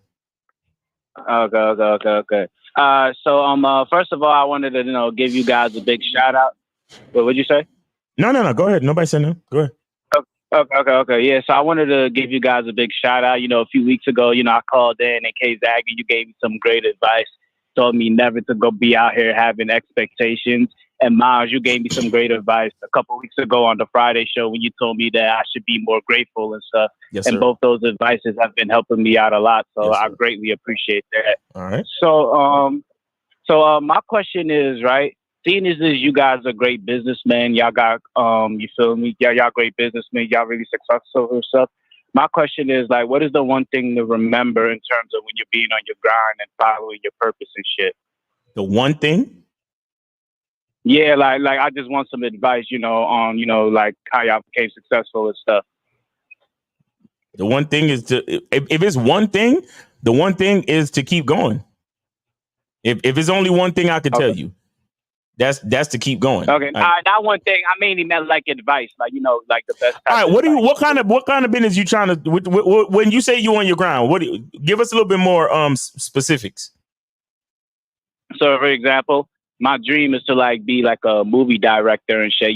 Make movies, make music videos and stuff like that. Because I've noticed that's my passion and that's what I love since I was a youngin'. Like the best times when I had the most joy in my life and the most fulfillment in my life is when I was watching movies and shit. So I realized that's what I want to do. So my plan is to go to film school in January out in Florida and shit. And you feel me? Start then. But right now it's I'm working, working on movie scripts and all of that every single day and stuff.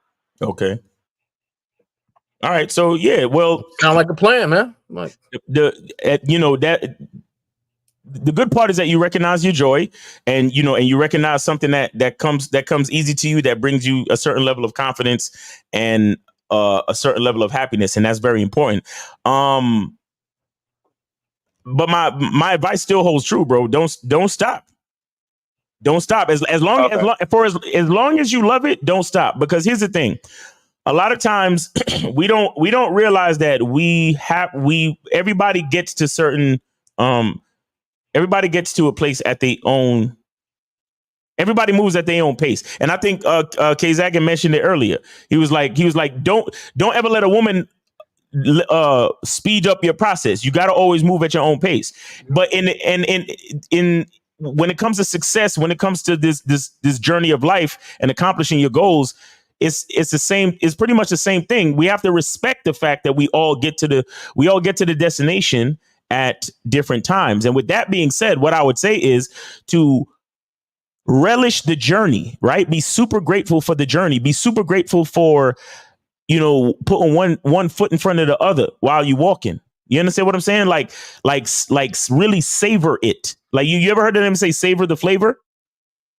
Yeah. Yeah, you really got to savor it. And what I mean is the best way I could say to savor the journey is to be grateful in the moment. Be grateful in the moment and enjoy the journey. Because let me explain something to you. Everything that I've ever received in life, and everything that I've ever wanted to have in life, and the exact moment that I received it was probably the most disappointing moment surrounding that accomplishment. Do you understand what I'm saying? And don't get me wrong, I'm not saying I'm not grateful for receiving or accomplishing a goal, but what I'm saying is that somehow the tension, the excitement, the suspense, right? All of that shit goes away once you get what you asked for. Do you understand? So in my mind, I started to realize it's really the journey. It's really the grind, right? It's so you saying, well, if you had to tell me some advice about being on my grind, bro, enjoy the grind. That's what I'm trying to tell you. Like really love the grind, because it's the grind that's going to make you that great director later on. You understand? It's the grind that's going to show you everything you need to know. Now, if during the grind, you're not paying full attention, or if you're not fully engaged because you're only focused on the end product, then you're missing all of the beautiful lessons and the all the different things that's supposed to make you that great director. You're missing it if you're not paying full attention and you're not fully relishing and being grateful in the moment during the journey of the grind. Okay. Nah, I really appreciate that. And that is some great advice. Because to be honest with you, I'm not even thinking about the amount of money I could make as a movie director. Like, I'm not even thinking about that. My mindset is, to be the very best that I can be. Right. Like the very best that I can be. I don't know how good that will be. I don't know how great I'll be, but my mindset is I'll never be able to look myself in the mirror and say that I didn't put my all in it. So I definitely see what you're saying. Exactly. I appreciate that so much, man. Because it's like, I wanted some advice on this because y'all give great advice all the time, especially pertaining to women. And even with that, Maj, you talk about enjoy the journey. Is if you enjoy the process of interacting with women is when you'll really enjoy everything too. So I greatly appreciate the advice, man. Yes, sir. Appreciate you too, brother. Thanks for calling in, man. Anybody? Did you want to hear from anyone else? Anybody else got anything for his advice on the grind? No, I'm good, but no, you covered it. Y'all got it. All right. No, I thought what you said was cool. It seems like you guys have a passion for it. So yeah, my thing would be passionate about what you do. Speak about it. Speak things into existence. Battle that lazy man every day. Make sure you work and grind. But that's pretty much what you said. So enjoy, man. Get your plan and go for it. If you got to save up to go for it, go for it. Just understand what you are working towards. Yeah, and you don't have to tell everybody what you're working towards, but just, maintain focus, because a lot of people will say you can't, why you want to do that? Why it don't matter, man. Just you keep grinding to what you need to grind to. Facts. All right, Rudy. All right. Nah. Yeah, bro. Appreciate that. I want to thank y'all so much because it's like me listening to y'all led me the path to finding what my purpose and being on the masculine identity membership led to me finding on what I really wanted to do in the first place. So yes, sir. I couldn't thank y'all more enough about that. Y'all taught me so much, but that's the most important lesson I got out of y'all is to really, really say, because you always say the game is about you. So I'm like, all right, who am I? What do I want? Right. And I just really had to look through my life and find out what brought joy in my life. And it was that. So I couldn't thank y'all much, man. And see y'all in Miami because I definitely got to meet y'all. Yes, sir, man. Oh, of course. Cause you direct the movies and all that, so you definitely got to be at the screening for the Game Kings 2 in Miami, October 26th. Make sure y'all get y'all tickets for real. So yeah, man, appreciate you, man. And the best part is I'm gonna be in school by then too, so it's like I definitely be able to come through with some shit. That's what's up. Appreciate you, brother. Yeah, no problem. Appreciate y'all, man. All right, man. Have a great day. Be safe. And then we got 323. You're on live with the Manhood is a Skill Set show. We got your host K Zag. We got Jay Roman and Miles. Name, age, city. How can we help you? Yo, what's up? This is Mackenzie, California, age 25. All right, what's going on? How can we help you, bro? Hey, what's up, man? Yeah, I just want to get y'all a review on this. It's about that pineapple show. So I want Zach and Miles and Jay Roman. I want y'all to talk about this real quick. So long story short, so the question is that women really don't respect simps because like what happened in the pineapple show, what I watched earlier was there's one guy, I don't know if you remember him, Zach. His name is it's that guy who be dancing a lot at the end of the show. Anyway, so he be singing and dancing anyway. So like Melly had a thing where she had like a live show and he decided to buy a plane ticket to go over there. Then she was waiting on, his name's Chips. She was waiting on him to perform, but Chips didn't do it because he didn't know what was the setup like. So Melly just trashed him bad on the live show.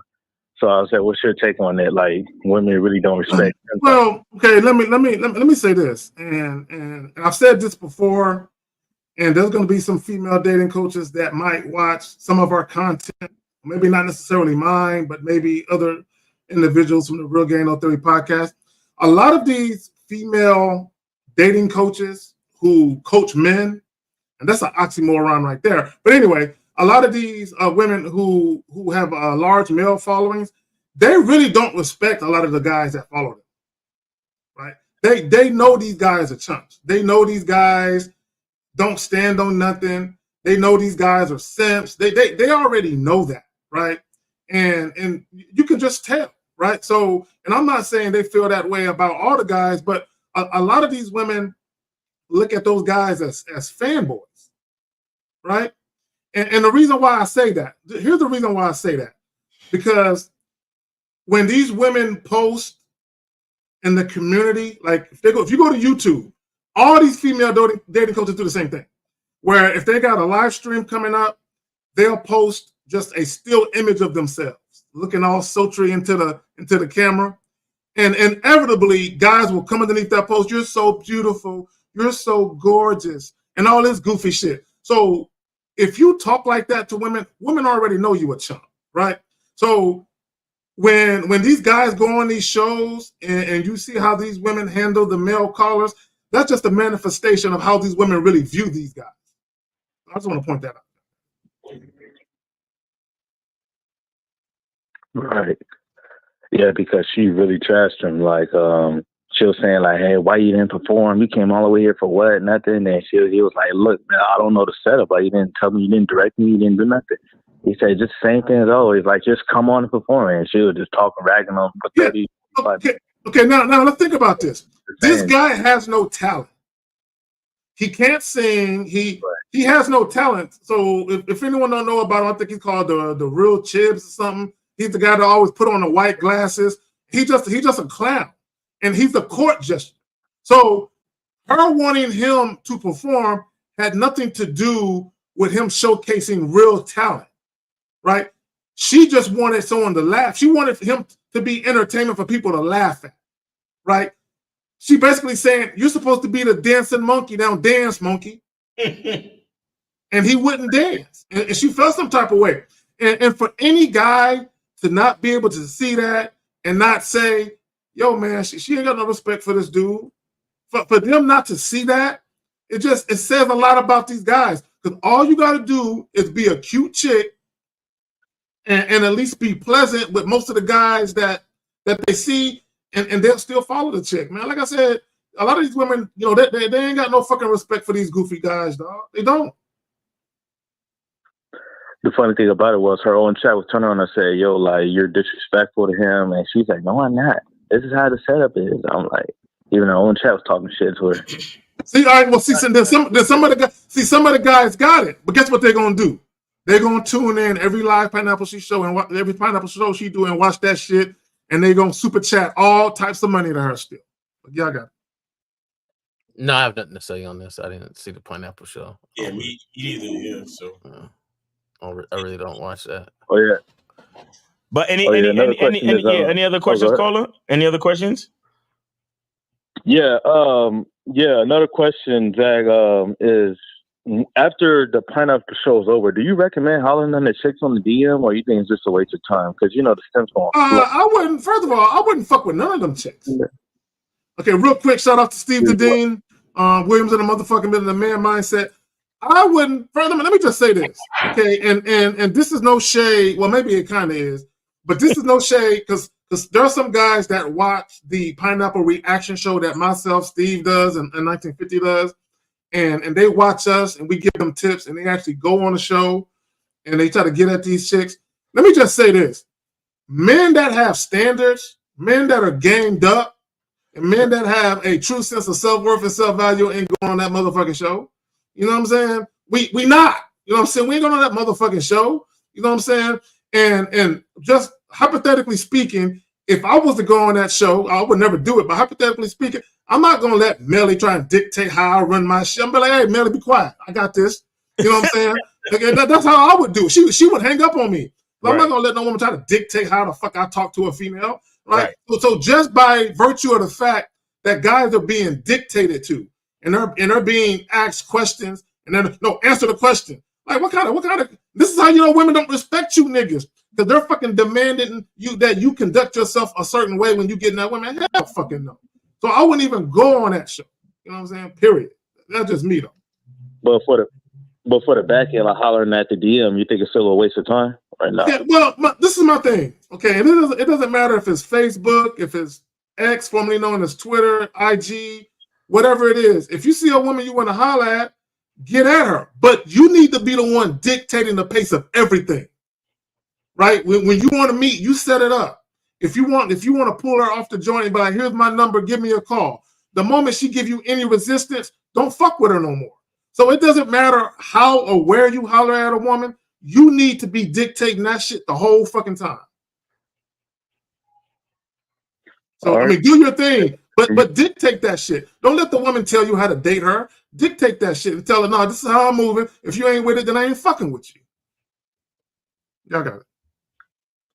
All right, caller, you good?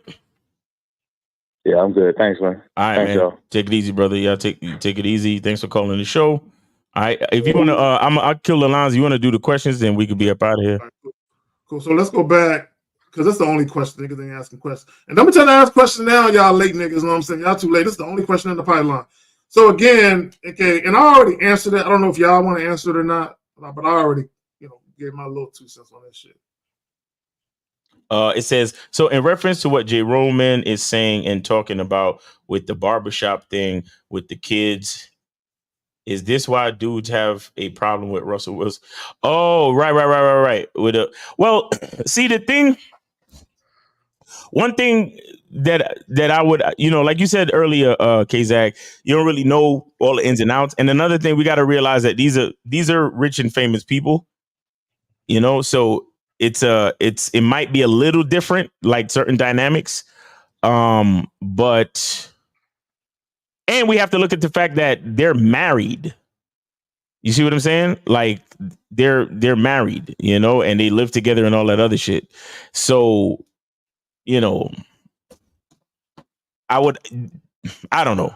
I really don't know, because I don't believe in marriage and I don't believe in cohabitation. So it's hard for me to answer the question anyway. And I wouldn't have met the kid for 12 to 18 months. It would have been a whole bunch of shit different if it was me. So I really don't know what to say. I really don't know what to say about that. Yeah, I don't know the whole ins and outs of the Russell Wilson Future thing. I know Future got a baby with Sierra. Is that the only one she got, or is she got someone with somebody else? I don't know. I think she got a younger kid with Russell. She got her younger kid with Russell now. Yeah. All I know, if I'm going on vacation and I'm bringing all the kids on vacation. Now, yeah. like I said, the influence of me would have the situation cool, and there wouldn't be that much of an influence. I don't, I've gotten to a point that the jealousy meter and all that stuff, they ain't there. It is what it is. Is that your baby's dad? Okay, cool. He understand what we're doing. There ain't no issues going on. Then cool. That's it. Like I'm not gonna treat a stepchild that's underneath my roof any different. Right. The only regards I would give is if we're doing anything that I feel that hits that man meter, like a haircut or first camping trip or something like that. I'm, going out fishing or, some things that I think that, hey, man, these were special moments that I wish I had with my dad or had with my dad. Then I might talk to that dude and be like, hey, this is what's going down. You want to be a part or not? Right. And that's it. Our relationship would be to the point that it would be better because we talk easier with each other because there's no animosity there. There's nothing there but manhood. So our conversations and communication will be great. It's very simple. This is what's going down. Now I don't feel like, okay, cool. Well, come pick him up then. Right. Well, he needs a haircut. If it ain't done by Friday, I'm gonna take him because we got these pictures we taking as a family on this day. You know what I'm saying? Like it's not against you or nothing. It's just what I'm running. This is what we're doing. Do you want to be a part of it? Yes or no? Well, well for me, it boils down to this, and I said it earlier. If you're dealing with a woman and she got a child or children and whatever it is, if there's drama in her life, if there's a lot of unsettled shit between her and that man or man, you got to ask yourself, do you want to thrust yourself in that situation? Because my thing is, you got to look at it like this. Is he just a bitter motherfucker? Is he just a bitter motherfucker mad because the chick don't want him no more? Is it that? Or is she the bitter one? Right? Because the dude don't want her no more. You trying to make jealous and all this. Exactly. Because if you're dealing with a chick, because if you take your emotions out of it and you take a step back and you kind of peep the scenario and what's going on, you can kind of tell who's the one that's spearheading all of the drama. It's never really equal. Now there could be both people playing into it, but it's never really equal. There's always one person who's really on the most bullshit, right? So you got to take a step back. And if it's the girl that you're seeing that's on the bullshit, do you really want to date this woman seriously? And then be in the middle of that nonsense? And then she gets you in a bind. She gets you in a bind because of the way she acted. That's why that nigga dick bigger than yours. That's why that nigga doing this. And the next thing you know, that nigga he got rage towards you because of this shit that this woman is saying, unbeknownst to you. Right. You know what I'm saying? Because she could be a messy chick. You don't know. That's what I think. What Miles was saying though, like, and you know what they've been preaching, that vetting process is still there. So during that portion, if I don't see the influence of me onto her, then that's it. Because we're not going to have the issue before I meet the child. Because we're not dealing with the child at all. Exactly. So is he there? Yeah. Okay. Well, catch me when he's not. You know, like we're not dealing with the child at all. In the moment where our relationship has progressed to a point where we're moving like that, and I don't see her acting like that already. You know, because before you hear through the conversations, oh, he never does this and da da da da and woody woody whoop and da da da da and blasey blah blasey blah. Well, if that doesn't calm down to a point where, you know, I understand the discussions now. Hey, you were right. You know, I just told him go ahead and do this with him, and then, you know, drop him off during this time, and it'll be cool. Like if that doesn't calm down, then I'm with you. Like, hey, this can't be. I'm not going to be in a continuous messy situation. You know, so I think that vetting process, when they do have a child, is also a time where you can influence, not meet, you know, but just influence until you want to. All right, so let's get to the next question. This is it. We're gonna wrap this one up. We in overtime already. So he says, what causes not knowing what to say during conversation? Even when I'm not nervous, I can't keep a meaningful conversation going. Number one, fam, we're not you. We don't know why you have issues, why you personally have issues talking to women. So I will tell you this, okay, for all you guys that kind of feel like him, the real reason why because you said you're not nervous, but you are, right? And I'm going to show you how you're nervous, because whatever reason you approach that woman, why don't you just tell her that reason? Okay, whether it's to offer a date or whether it's to smash or a combination of the two. If you just were transparent and forthright with what it is you really want from that woman, there will be no awkwardness, there will be no dead air and all that other shit, because as soon as you tell that woman what it is you're trying to do with her, she's going to let you know. That's it. Pretty quickly, what's up?